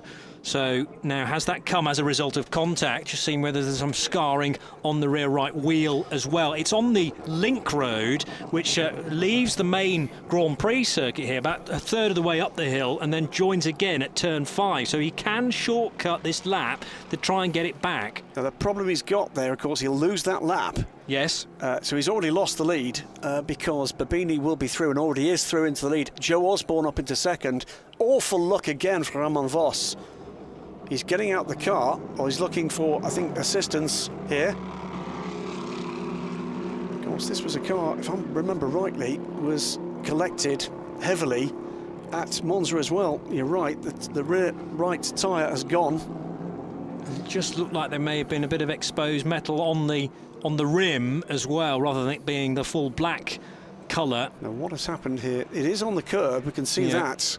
But I don't think that's it. I think there's a further problem for that number 33 car. Well, rear-wheel drive, these LMP3s, so maybe just can't find a reverse gear, the driver of the 33, and it's lodged right up against the curb, as you say, so can't go forwards and now needs to reverse out of that scene. But I think sensibly, the driver, Matthijs Bakker, was not wanting to reverse into traffic because he couldn't see around the corner. And actually the safer place to be for Matthijs might have been just to sit there and allow the session to be neutralised, for the race to be neutralised rather. Yeah, and horrible luck for Raymond Foster. We don't know what's happened here. No. It would seem sensible to assume that the two cars have in some way made contact. Well, Charlie's down in the pit lane and maybe heading towards Tom Onslow Cole just to see whether he can shed a little bit of light on it. Meanwhile, the 33 car then of Matthijs Bakker, the Dutchman, is being wheeled backwards. Has he started the engine? It suggests not. Oh, no, there's a little bit of movement there. It's got damage there, hasn't it? There is damage in the front of that car, and I'm hearing from Ram Racing that they were hit by an LMP3, has a puncture and will have to retire, is what they say. Oh dear. Okay, well, the man that probably can tell us a little bit more is now with Charlie George down in the pit lane as Raymond Foster's Mercedes is wheeled behind the concrete barrier. That's the end for Ram Racing's Mercedes. Let's hear from its other driver, Tom Onslow-Cole. Well, Tom, it all looked like it was going really well with the different strategy, and unfortunately the bad luck has struck again. What exactly has happened? All we know is that Raymond radioed in that he's been hit by an LMP3 car and has a rear puncture, as we can see on the screen, which is gutting, really. You know, we had the same thing at Monza. We got hit in the rear, and it just so happens the splitter of an LMP3 car is perfect to fit underneath the back bumper of a Mercedes and pierce the tyre. But this is getting frustrating now, I think, and this is probably our championship fight over anyway, because we were on the back foot. We needed a good round, and gutted for Raymond as well. He's been putting in a lot of work to try and catch up with these other AM drivers. You know, he hasn't got the experience that some of the other guys out there have, and he's been working so hard to get up to their pace, and we were hoping this would really come to fruition for us at this weekend, but no points, and he's definitely going to be disgruntled. So sorry. Back. Again, another brave face, really, and a true professional, Tom Onslow-Cole. I think we get the message there, but not a lot they can do. Not a great early wedding present either, Tom Onslow-Cole, due to get married in just a few weeks' time to the lovely Rebecca Jones. Good luck to both of you. If either of them can fit it into their very, very busy seasons. Well, you know, there's racing to be done. That's true. Absolutely. Priorities, guys, come on. Absolutely. They'll run down the aisle. Who gets married during a motorsport season? That's what the winter's for. I suppose good weather, really. 42 and a half minutes to go, and the incident involving car 33 and 5, so there is confirmation that it was the Ibram car that was involved with Raymond Voss's Mercedes from Ram Racing. And the 33 car looks like it's possibly out of the race as well. The Ibram Pardo Javier entered car, although driven at that time by Matthijs Bakker, the Dutchman, as I say, another bronze driver. It's a bronze duo, in fact, in the 33.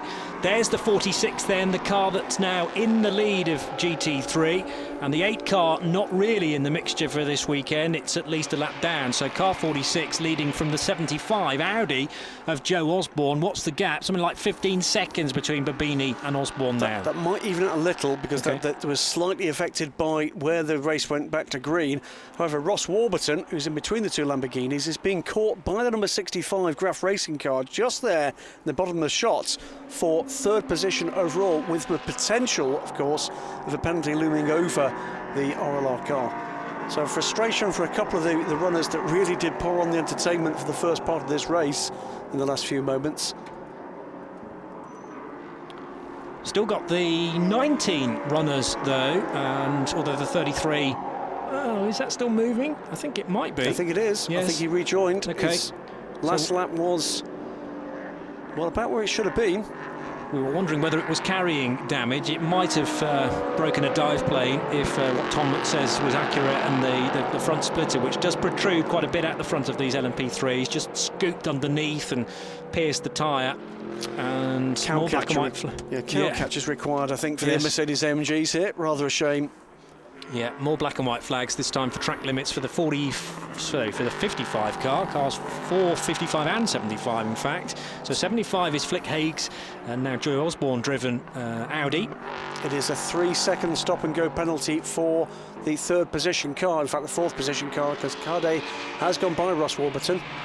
But a Noble, meanwhile, took a little bit out of the leader last time. For the first time I've noticed, it's 25.9 seconds is the gap, but took a couple of seconds out of, I'm presuming, a traffic-bound Norma ahead.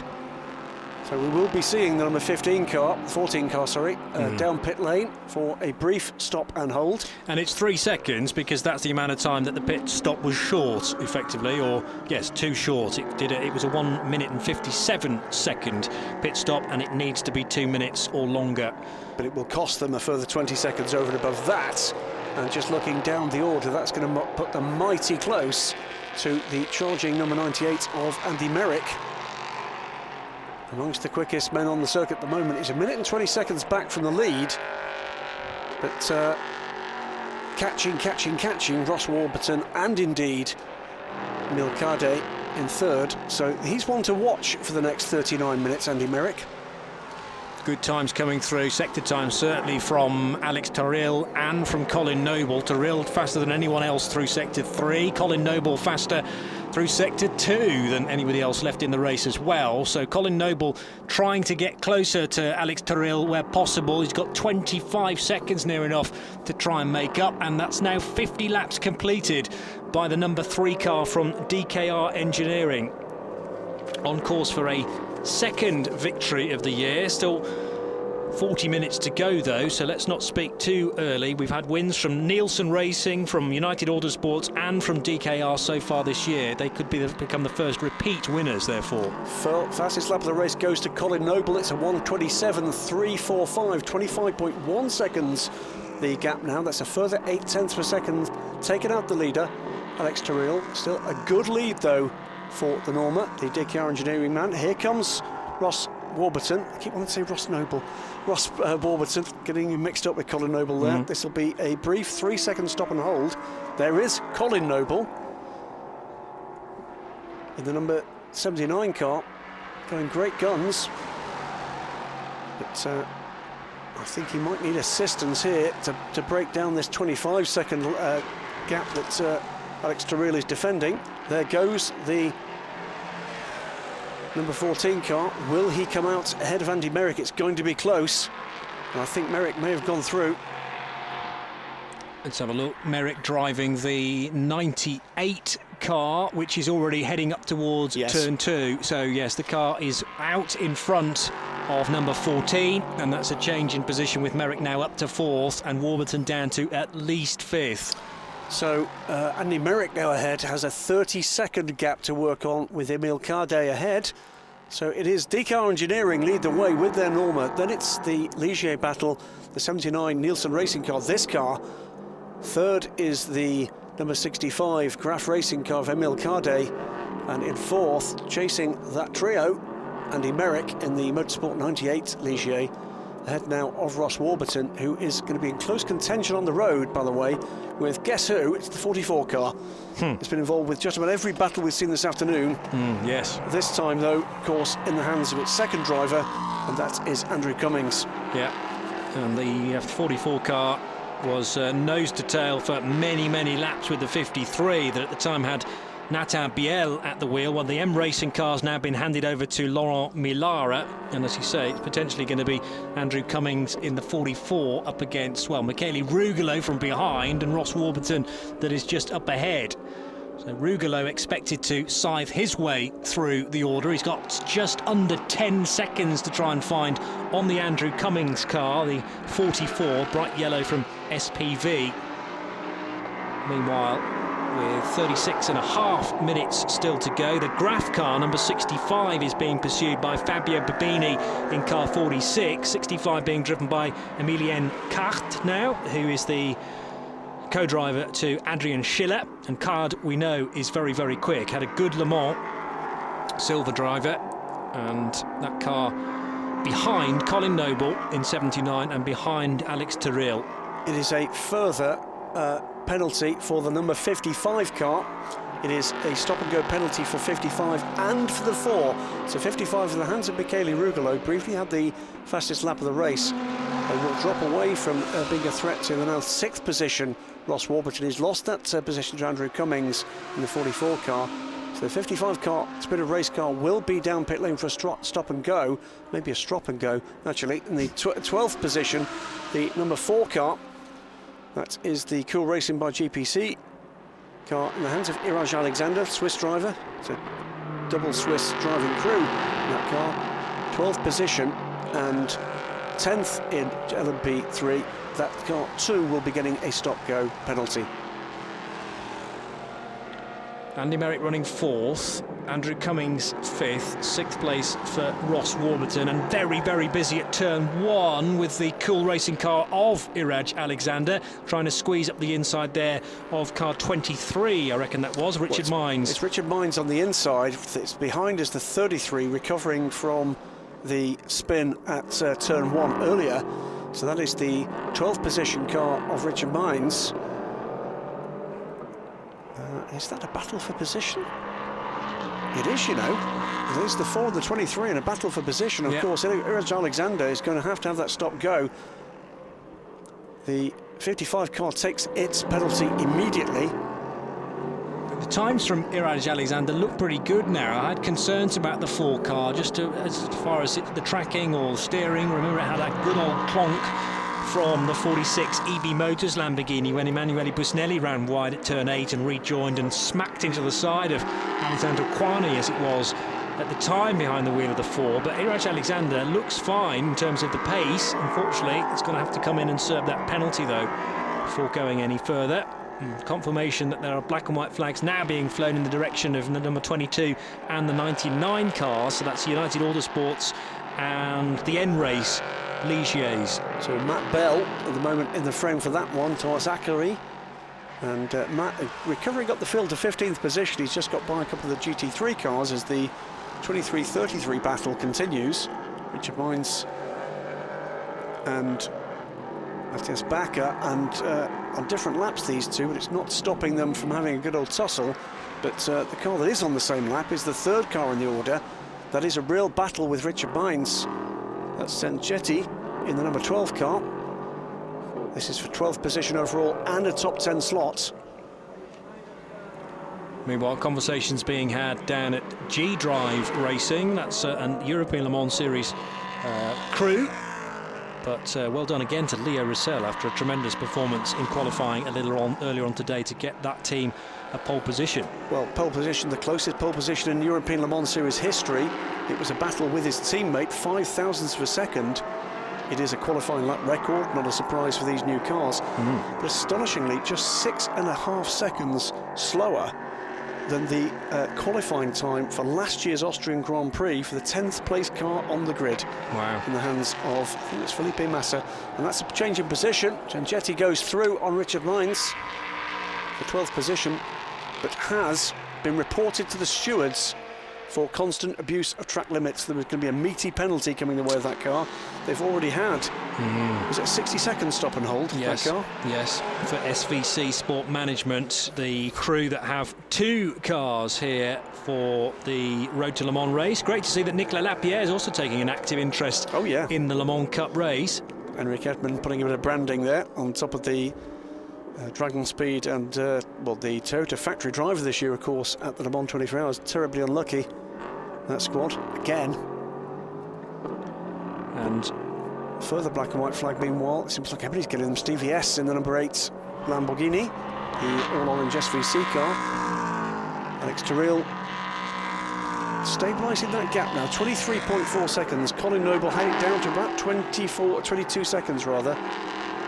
Just watching for where the progress is coming. Andy Merrick is closing, but not quickly enough at this stage of the race. Yeah.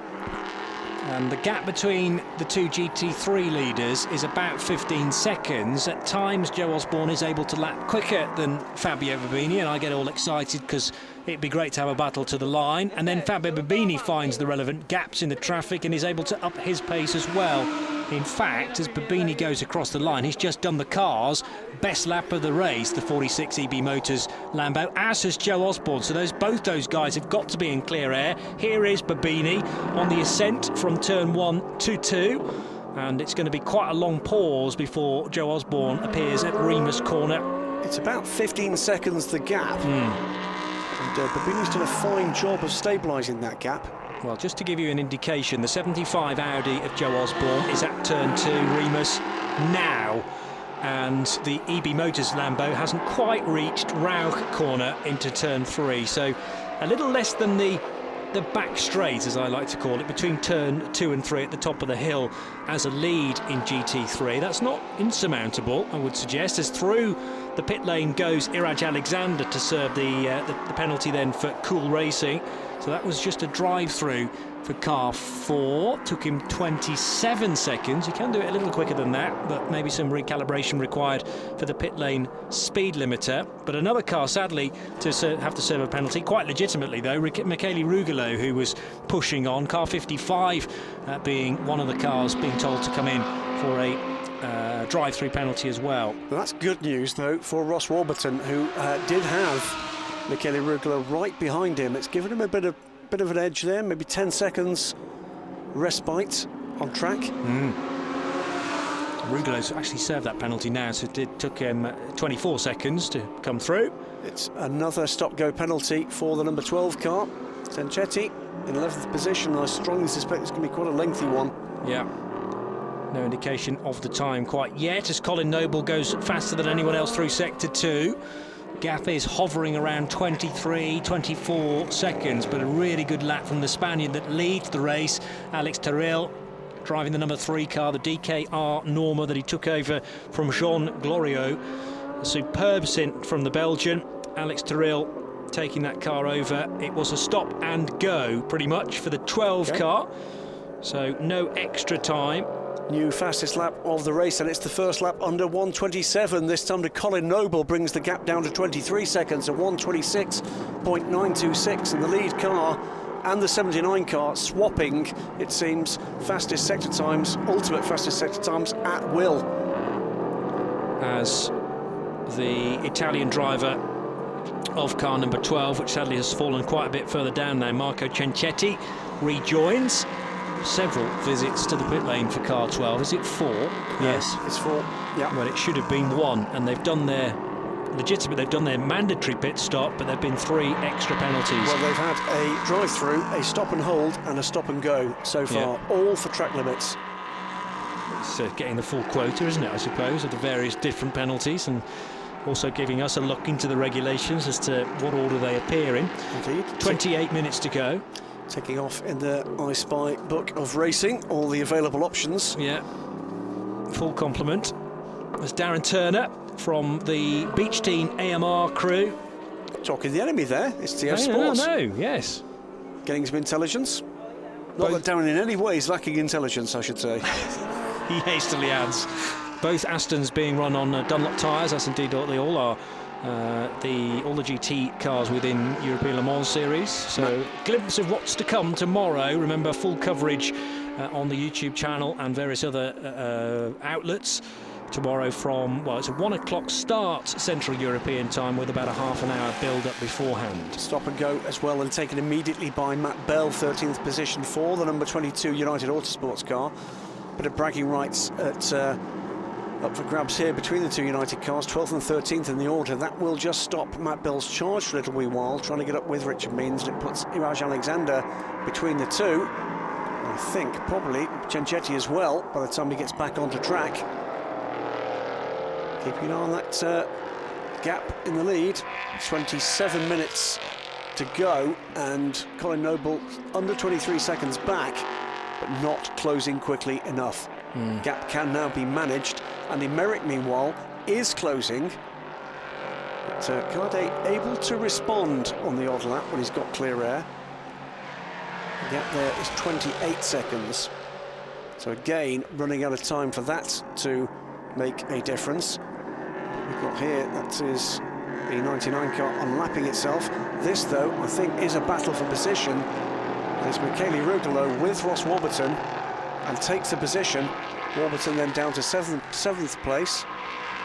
Yeah, Rugolo in the 55 car up to 6th position, and now Warburton under pressure from the Mercedes behind. They're not on the same lap, but Phil Keane might use this opportunity to get ahead into Rindt and the final corner, as Tony Wells just relaxes down at Nielsen Racing. He's perfectly happy. We should say hello, shouldn't we? Hello, Tony. Yeah, we should, if he's got the volume turned up.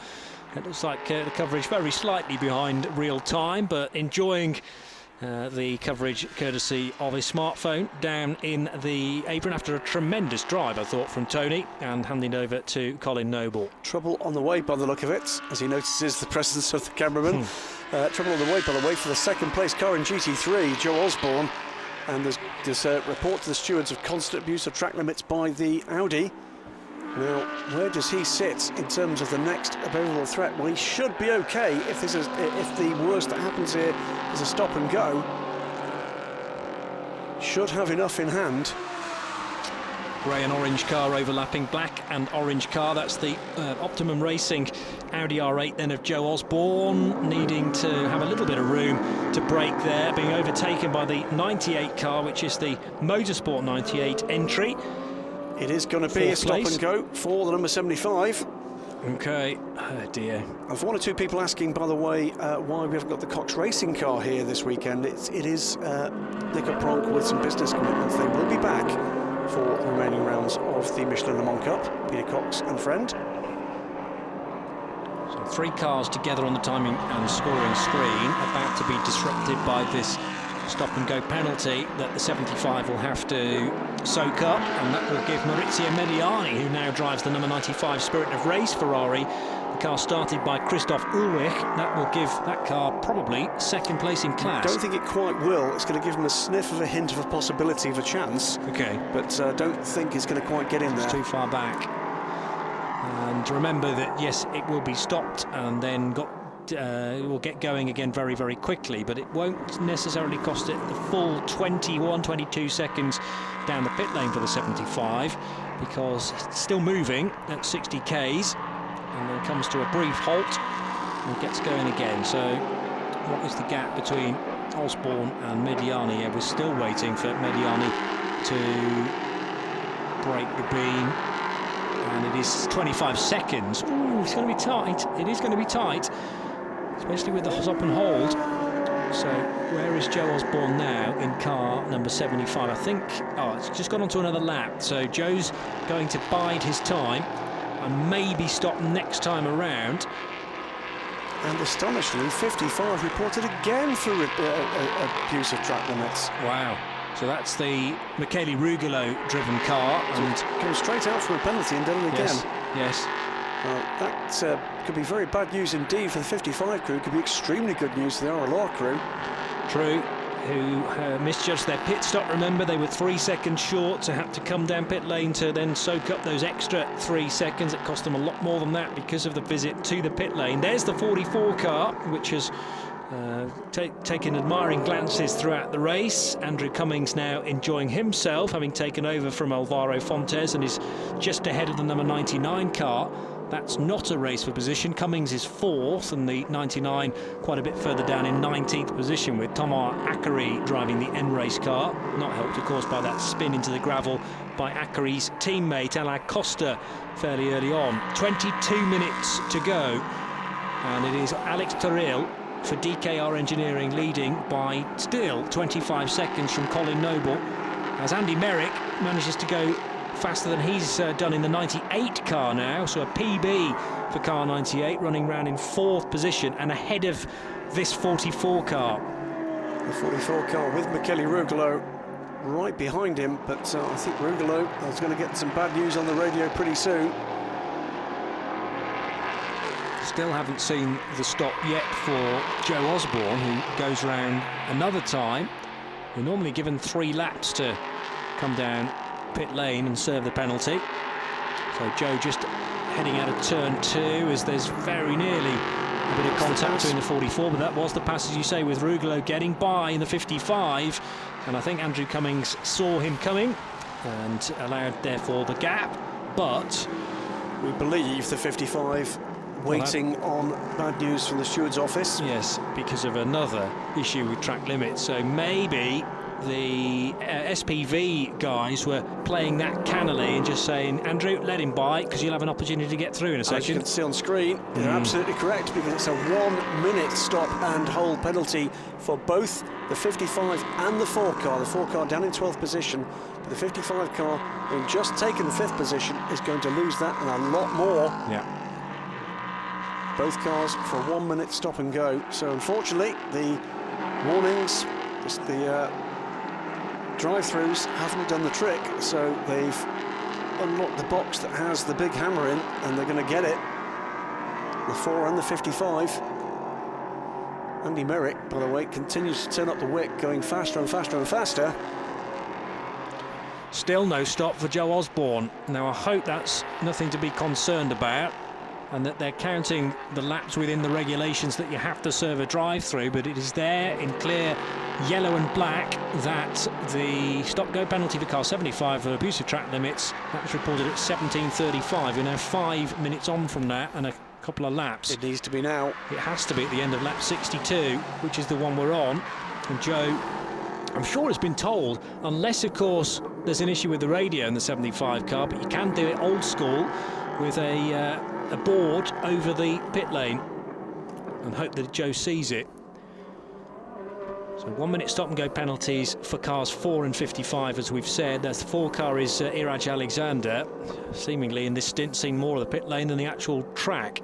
19.5 minutes to go. There's the EB Motors Lamborghini Huracan then, driven by Fabio Babini and keeping himself out of trouble within the white lines. And I don't remember any messages from car 46. Although Emanuele Busnelli was a little erratic at times and did run wide, certainly at Rint Corner, had some contact as well, but that Lambo holding up to the punishment. And Fabio Babini, incredibly experienced. Car coming very, very hot into turn 1 there was maybe Andy Merrick. Struggled to say, yes, it is the 98 yes, car. It will be. It yes. is. So that car. I think he'd seen the leader coming behind him. Right, yeah. There you go. Monstering the curbs and maybe trying to get out of the way of Alex Terrell, which he's done now, and Terrell gliding at the inside. No, he's not quite yet, because Andy Merrick fends him off, so that might be not even an overtake for position, but Merrick quicker out of turn 2 and across the top of the circuit. Let's keep an eye on that from Alex Terrell. The sector time is exactly where it should be. This is Iraj Alexander, the number 4 car, making his stop for this 1 minute stop and hold. And Joe Osborne still hasn't stopped, by the way, so he carries on. We'll see how that unwinds with 18 minutes to go. The number 4 car coming in for its stop and hold. 99 gets a stop and go. That car out of the running for significant position. We're watching now the number 75 car and what's going on here.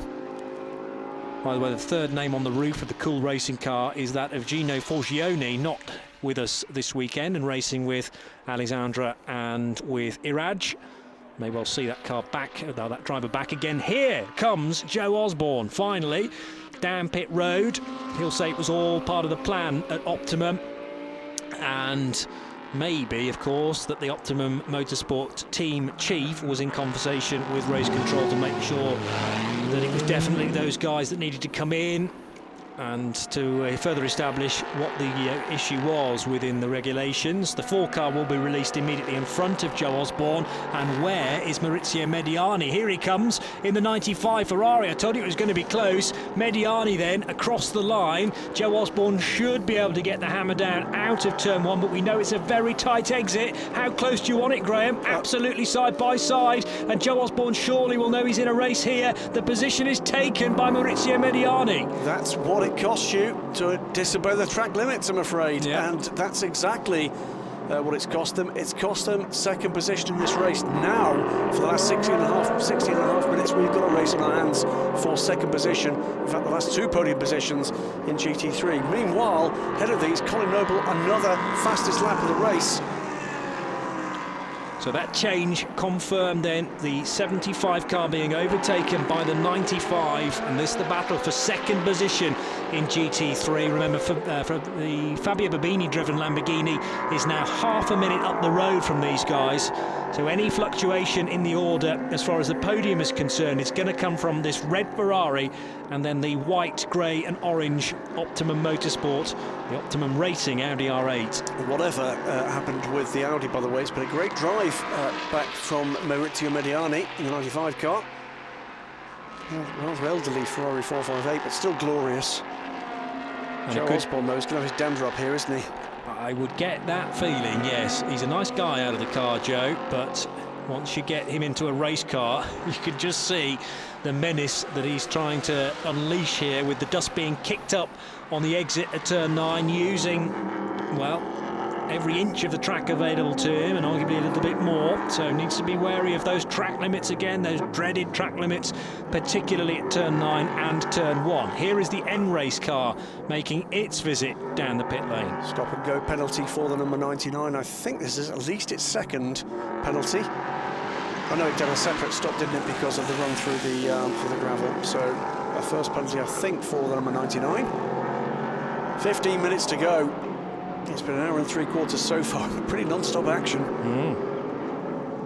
And you'll not hear us complaining about that. Tremendous stuff so far, and Fabio Babini looking to be controlling this race now in the GT3 element of it. And on lap 67 just completed now, onto lap 68 goes Alex Terrell in car number 3, slowing now for turn 1. There is car 55, driven by Michele Rugolo, recently having served a penalty. And the car's now done its fastest lap of the race. I hope that was within the track limits, though, for Rugolo. 12th position overall. Yeah, the number 12 and the number 55 together on track, and both been on the naughty step more than once.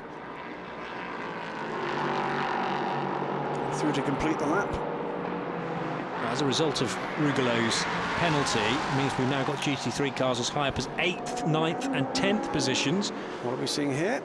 This is the leader encountering the N-Race car and the M-Racing machine. And what happened with the leader? Was there some contact? No. There's the Motorsport 98 car of Andy Merrick ahead there. Yeah. Andy still pushing hard. 28 seconds, though, is still the gap. It's been a frustrating fight for Andy Merrick, doing all he can, but unfortunately Emile Cadet able to respond to the pressure from the Englishman behind. She's not English, this is Welsh. Get that right. He won't thank me for that. No, he will not. So, I thought he was from Chester. It's kind of on the border, isn't it? No, you're right, he is Welsh. Down into turn 3, and the 12 car, which has also been one of those in and out of the pits. You only need to make one stop, but you also need to abide by the track limits, and Rugolo has kind of found this car because of its many visits to pit lane as well. So this is a battle for position. 11th and 12th between two Italians, Marco Cencetti ahead of Michele Rugolo. And Matt Bell not that far behind this battle either, about 6-7 seconds back. So this could easily be in the closing moments. So stop and go meanwhile for number 33, another the delayed cars. Ricard Leitz in the pits, showing off some casual wear there, Ricard. Ex-drivers champion in the World Endurance Championship, firm part of the Porsche factory network of drivers, and firm favourites of the locals here at Proton competition, who's driven for before in the WEC. I'm pretty certain took that championship win with the Proton car. Yeah, we need Richard in this race, or Klaus Bachler, to represent the local talent here. Side by side then, between the 12 and the 55, this might be Michele Rugolo's opportunity. The car carrying a bit of damage on the rear left corner, it looked like then, leading turn 2. 12 still just ahead of 55. This is surely Rugolo's opportunity. No, he was running deep into turn 3, trying to avoid contact. There was a bit of an element there of forcing the 12 car off the road, but Cencetti had to concede in the end. Rugolo well and truly revved up about this race now. Absolutely, Matt Bell is still catching 5 seconds back now from this. In time, the lead of the race, by the way, and I have no doubt whatsoever, in no small part with Alex Terrell managing this gap, is down to 17.5 seconds. 55 goes by, 33, and the car which owes us a penalty stop doesn't take it this time around. Stays out just a little longer, 11 minutes to go. Joe Osborne there, going across the line, still in pursuit of the number 95 Ferrari. The Ferrari able to pull away a little at the moment, just a few tenths, but that'll be enough to fend off the attack from the Audi. And up the hill then comes the number 12 car, having just been passed by car 55. Optimum Racing's Audi still sitting there in 3rd position, but a good time that time through sector 1 for Joe Osborne, the car's best. And he's still got Maurizio Mediani within his sights. It's not quite done yet. The problem is, for Joe at least, there's only a little over 10 minutes to go of this 4th race of the year, 3rd round of the year for the 2017 Michelin Le Mans Cup. Live from the Red Bull Ring in Austria, in Spielberg, Austria, And it's Graham Goodwin and Johnny Palmer taking you through the last few laps then of this tremendously entertaining race, with Colin Noble now on the attack, second place in P3, alongside Fabio Babini, who leads GT3. It's been like this throughout, hasn't it? It's cars in significant battles getting together on track, sometimes a little bit too close together. But, some great racing, as well as a lot of incidents and a lot of penalty stops for track limits here. The race director leaving no doubt that the instructions these guys were given, both in driver's briefing and constantly since then, will be enforced. And if the one rule of motorsport officialdom that I believe you should always hold dear is you've got to be consistent. And yes, consistent he most certainly has been.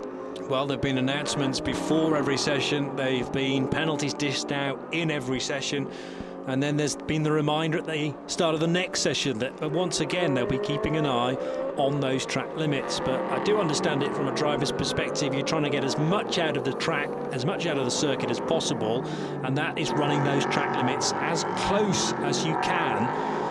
But the very nature of us all being human beings means that sometimes you're going to go over that white line, but built into the regulations are first and second chances, and then repeat offenders will be penalised, and that's precisely what we've got in certainly some cases, including the 12 and the 55 cars, amongst others.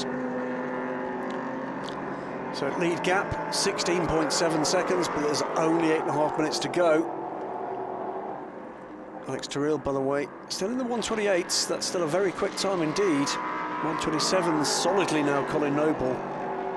And, well, he'll have a sniff. That he'll know full well that the gap is being managed, but if he's got a sniff at all that he thinks the lead car might have anything of a problem, he'll be pushing as hard as he possibly can. Also pushing Andy Merrick, 127.4, his fastest lap of the race so far.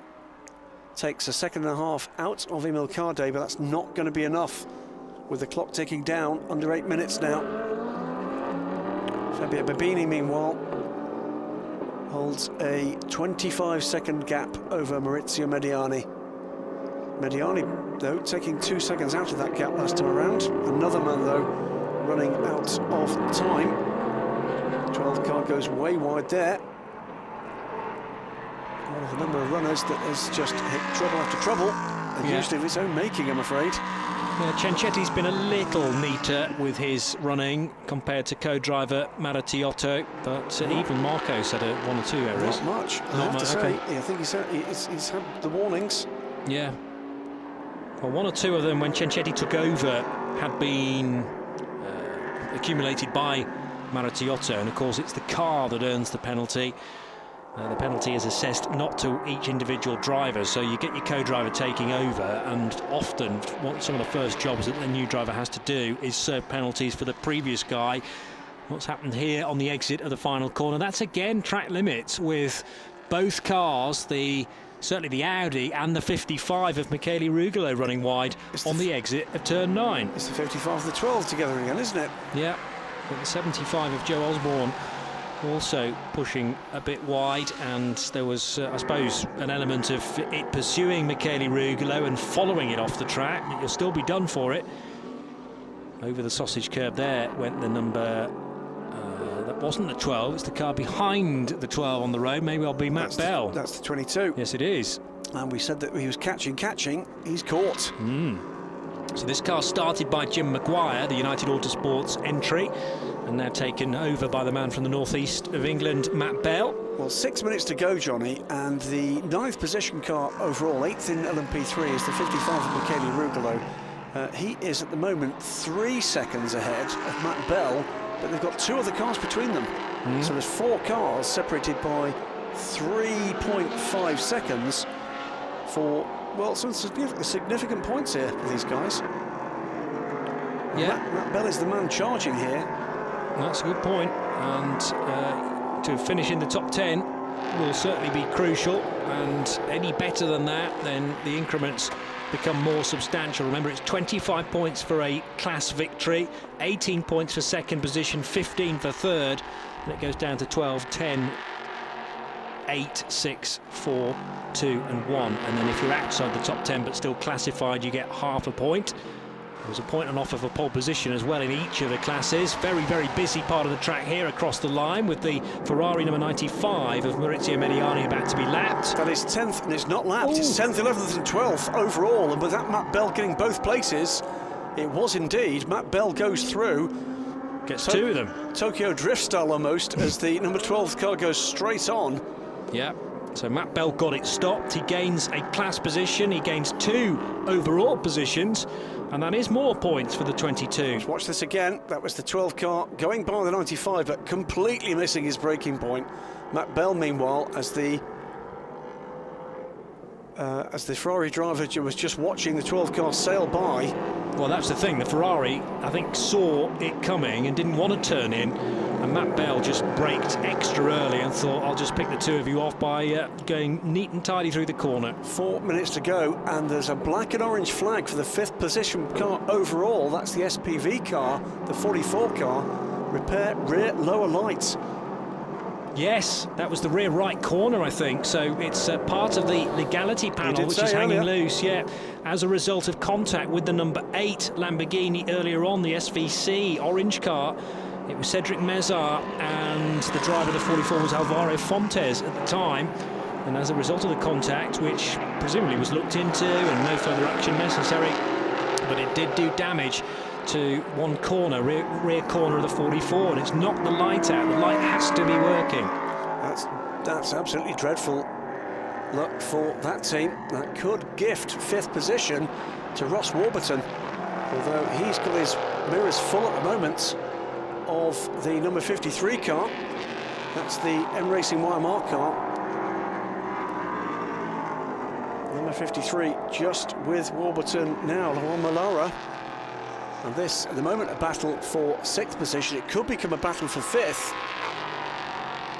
3 minutes to go. The gap for the lead, by the way, under 15 seconds.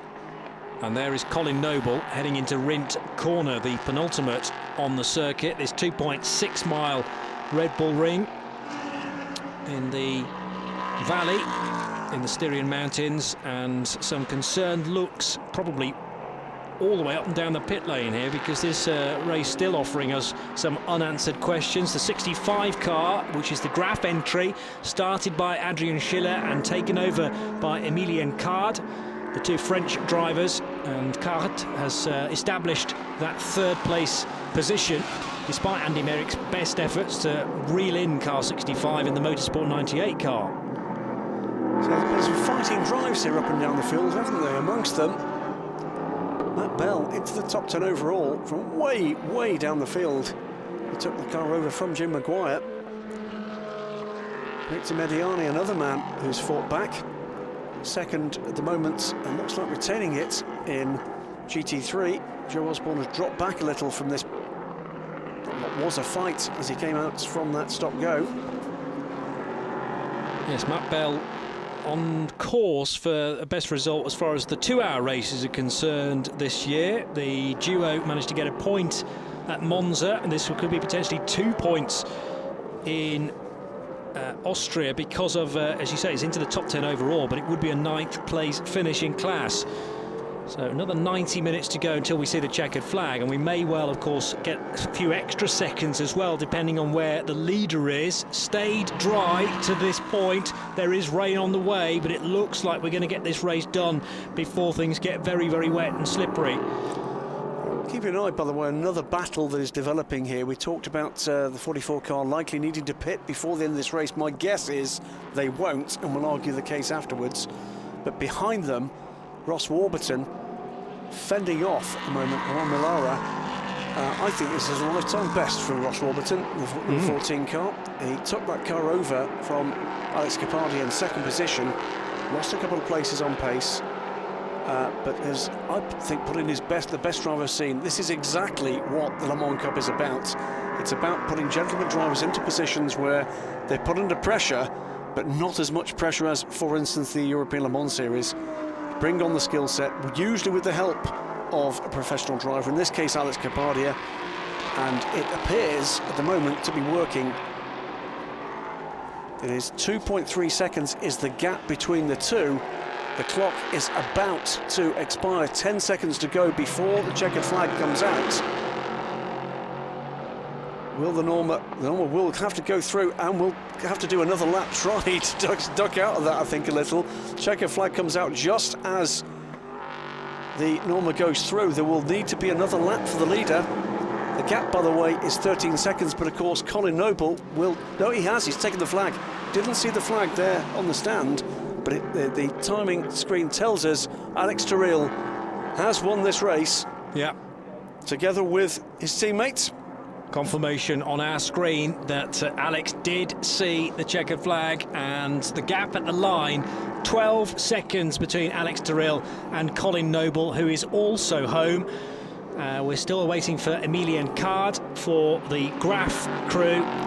Car shared with Adrian Schiller, as I mentioned, and Schiller and Card's car about to come across the line. Still waiting for one or two other runners as well. Congratulations to Fabio Babini, I should say, and his teammate in the 46. That's Emanuele Busnelli, who qualified the car early this morning, handed over to fellow Italian, and that car is going to take victory in GT3 in the end from the 95 Spirit of Race Ferrari. Classy display there from the EB Motors crew. Again, though, should say, rotten luck for the Ram Racing team. Great run at the start from Tom Onslow Cole, and what looked like a fighting display from Raymond Foster. We didn't get to see the incident that actually accounted for the Ram Racing AMG. They're all home, and it will be 19 of the 21 starters completing the distance. And that was a good one, Johnny. It certainly was, and the DKR Engineering Norma is clearly very, very good, but it's always fun to see what the Ligiers can do in this configuration of LMP3. They all run with exactly the same 5-litre V8 Nissan engine, and it's a question of Ligier, at this stage in the season at least, trying to narrow that gap. But we have on many occasions seen Ligiers take victory. That's now then just to update the points, a win for Nielsen Racing, and we had the two 55-minute races at Le Mans, so a win for the number 2 United Autosports car and DKR Engineering, so back-to-back victories in fact for Jean Glorieux and Alex Terrell from France into Austria. So they will retain their championship lead with another 25 points going their way. Nielsen Racing, second in the championship coming into this race, gets second place in the race. So at least they keep their heads above water as far as everything else is concerned as well, but might be a little bit disappointed to see that championship gap open up from 10 points to now 18. Well, the crowd enjoyed it. Still lovely sunshine here, not spoiled, or in racing terms, possibly enhanced by the introduction of some additional weather conditions. We thought we might get some rain. That went away. Happy EB Motors crew. Correctly so. 12 seconds, by the way, the gap at the flag eventually. Colin Noble never gave up the chase, but it always looked as if Alex Terrell had that one in hand. But a race it was, very much to the flag, and, well, the Ligier hordes know that the Norma is quite a piece of work now. Yep, just one of them present in this race, but there are to be 3 in the European Le Mans Series event tomorrow. The gap's actually going to be 17 points, I beg your pardon, from the 10 that it was coming into this race, because DKR get 25, Nielsen Racing get 18, and the number 2 United Autosports car not with us this weekend. So that raced at Le Mans, it didn't race at Monza, so that gap's going to be fairly considerable now, because the next car on the list is 55, and that was way down in 9th position. So starting to turn into a bit of a 2-horse race in the early stages of the Le Mans Cup between this car and number 79 of Nielsen Racing. As far as the team's championship in GT3 is concerned, it was, well, effectively Lee Mole leading the championship with his co-driver Phil Keane, although the 7 car finishing in 4th position. So that is ground gained by EB Motors, who trailed by 7.5 points, and I think they'll take the lead. I think they may well take the lead.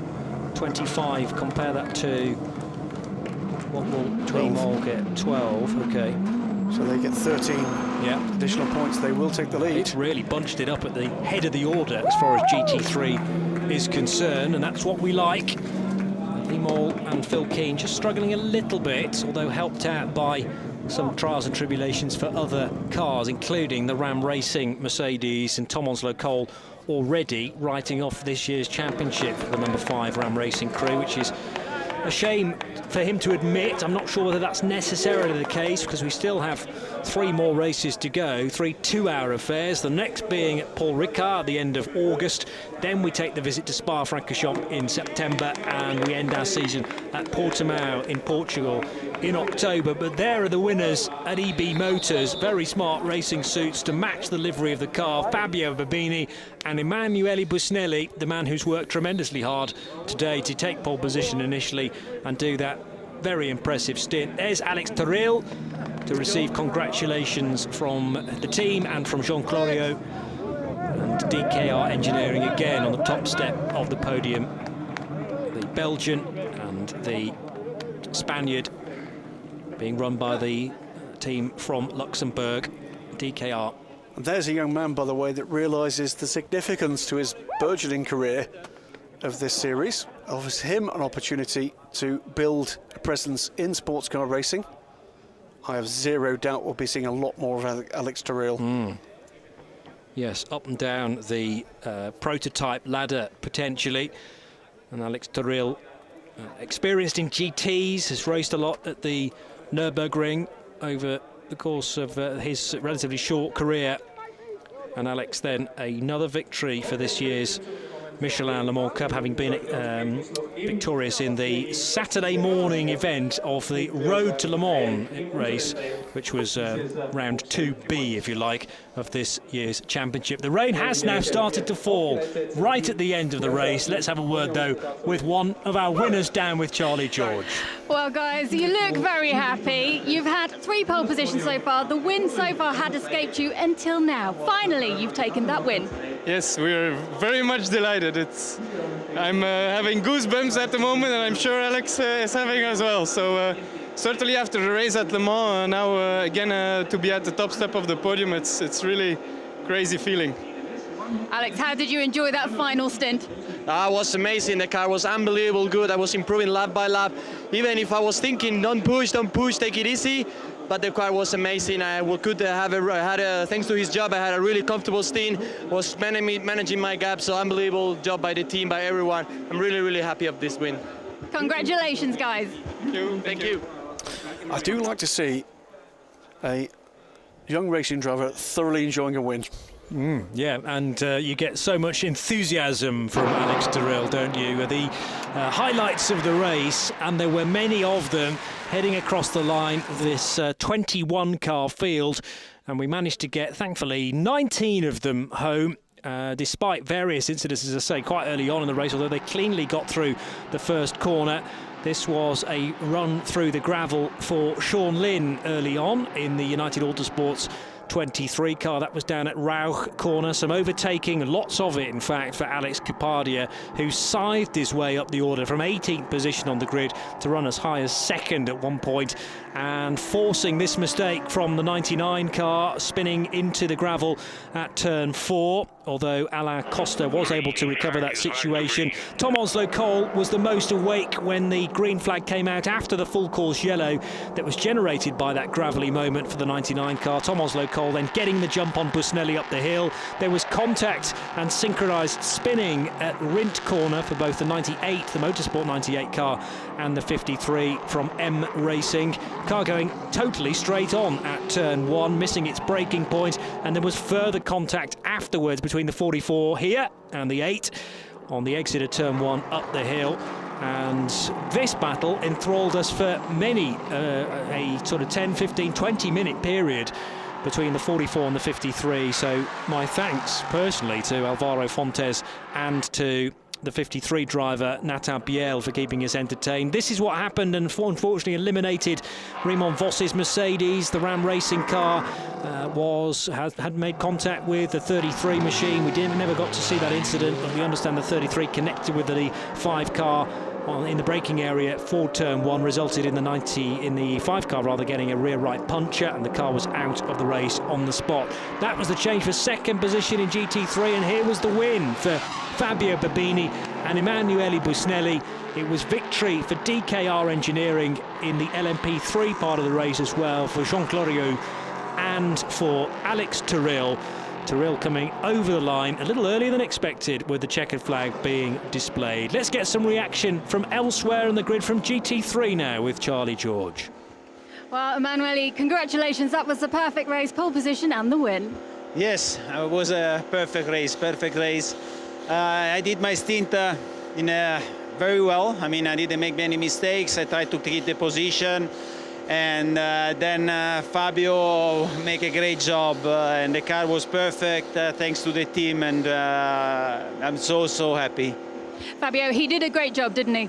Yeah, very good race, but the important race is the first part, because Kiko, I'm very fast in the beginning, stay near to the Mercedes and in front of the Audi. It is important for me to take the car in the second place. I pushing, and Mercedes have their error, the spoon in the corner 1. It is the first place, and I continue to push for the final of the race. But thank you very much for all the staff of AB Motor and Lamborghini. Thank you very much. Thank you, well done.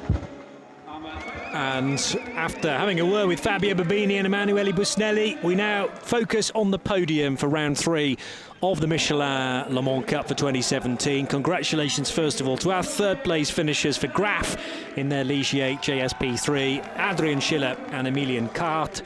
Second place going the way of Tony Wells and Colin Noble, but the victory to Jean Glorieux and to Alex Tyrrell, and it'll be another opportunity to hear the Luxembourg national anthem, having heard it on Saturday morning at the Le Mans 24 Hours. DKR Engineering once again victorious in the Michelin Le Mans Cup, and there is a team representative from DKR to join them on the top step as well.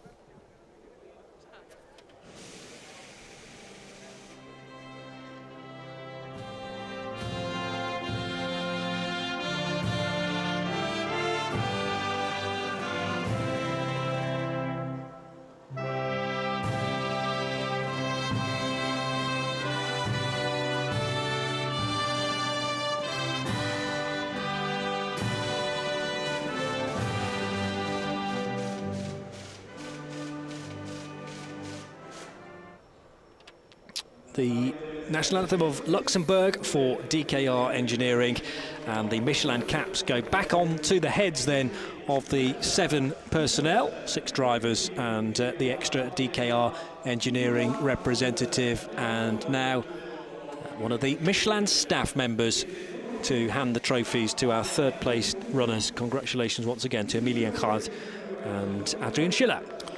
A hard fight for the chasing cars this afternoon, but we heard from Alex Tyrrell, and I think he's absolutely right, by the way. Jean Glorieux, great job in the first part of that race. He defended that lead, he managed that lead, that's all he had to do eventually, but a fine race in LMP3, particularly I think in the first hour there. It was topsy-turvy stuff all the way up and down the top 10 and beyond, and those efforts appreciated by a watching crowd. Just spotted Amato Ferrari from AF Corsa in that lot, no doubt waiting for the number 95 crew in the GT battle. Yep, so photographs to be done after the strains of Ons Gemächt, which is the title of the Luxembourg national anthem. I have to admit I didn't know that off the top of my head, but what else is the internet It's for, Graham? Our homeland. Ah, Our homeland. Ons Gemächt. Okay, there you go. And we may well be hearing the Luxembourg national anthem a few more times this year, with 3 further races to come at Paul Ricard, at Spa and at Portimao. But the champagne is now being sprayed for the 6 drivers that are on the LMP3 podium after 2 hours of the Michelin Le Mans Cup. And it was the French tricolore livery for car 65 that came home in 3rd position. Schiller and Cart, a great combination, bronze and silver respectively. 2nd place going the way of Tony Wells, a tremendous drive from Tony, and we look forward to his stint tomorrow in the European Le Mans Series, ably assisted by the silver-graded driver Colin Noble, who was very, very fast indeed, trying to close in on Alex Tyrrell and Jean Glorio's DKR Engineering Norma M30. The gap in the end closed to 12 seconds after 77 laps. But this orange and black car, clearly the qualification specialist, didn't manage to get pole this weekend, but has on 3 other occasions. And can anyone stop the Norma M30 for the remainder of the year? It's opened its championship lead now up to 17 points from the Nielsen Racing Ligier. And more champagne slurping to be done down at ground level as the second podium is being prepared. We've got a further 6 drivers to be welcomed then to the first floor here at Red Bull Ring. Last few bits of preparation being done then. There is the winning car, number 46 from AB Motors, the Lamborghini Huracan with the Michelin branding on the top of the windscreen. And car 46 having an opportunity to cool off now in Parc Fermé conditions, of course, and there may well be some post-race scrutineering as well to make sure that everything is kosher. Sunshine returns after that brief shower, so the clouds heading off over the lumpy stuff in the background. And first the podium of Joe Osborne and Flick Haig from Optimum Motorsports. Yeah, so they finished in 3rd position in their 5.2 litre Audi R8 LMS from Optimum Racing. 2nd place going the way of Spirit of Race with the aged Ferrari, the Swiss team, with the Swiss and Italian drivers Christoph Ulrich and Maurizio Mediani. But it is a win for EB Motors in the Lamborghini. Emanuele Busnelli to the left and Fabio Babini to the right, and that is an Italian team, so we will in a moment hear the Italian national anthem.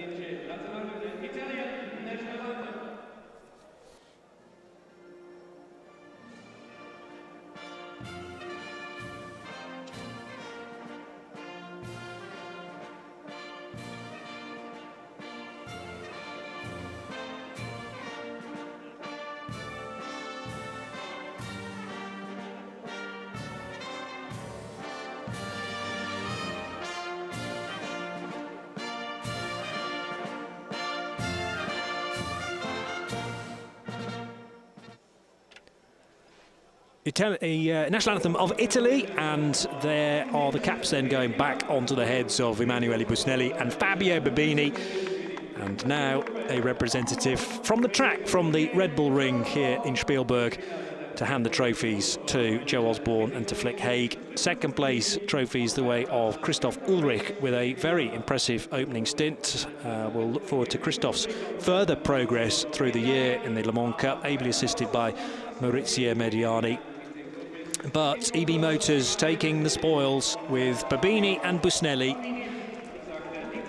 in the Lamborghini Huracan GT3. Same engine that's in the back of the Audi, but the prancing horse went a little quicker this weekend, and obviously the Audi with 1 or 2 problems as far as the regulations were concerned again, and Joe Osborne perhaps having to force a smile on the 3rd step of the podium.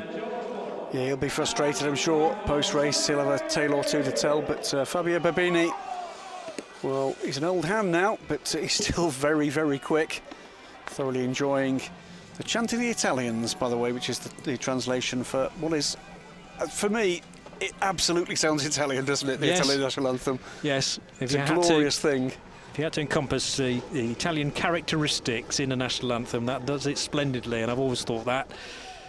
Exuberant, but with a sense of humour as well. And there is the Audi then that finished in 3rd position. It might have been so much better were it not for that relatively late drive-through, stop-go in fact, and Joe Osborne left it late. I hope there are not further repercussions because of that. We'll wait and see. The 95 finished in 2nd position. That's the car raced by Spirit of Race, and they have a number of cars in this field, as they do in the European Le Mans Series. So Ulrich and Mediani, the duo that came home in the older 458 model, but it was EB Motors with their very smart looking Lamborghini Huracan, Emanuele Busnelli and Fabio Babini just exiting the chicane there, and some great slow-mo action from earlier on in the race.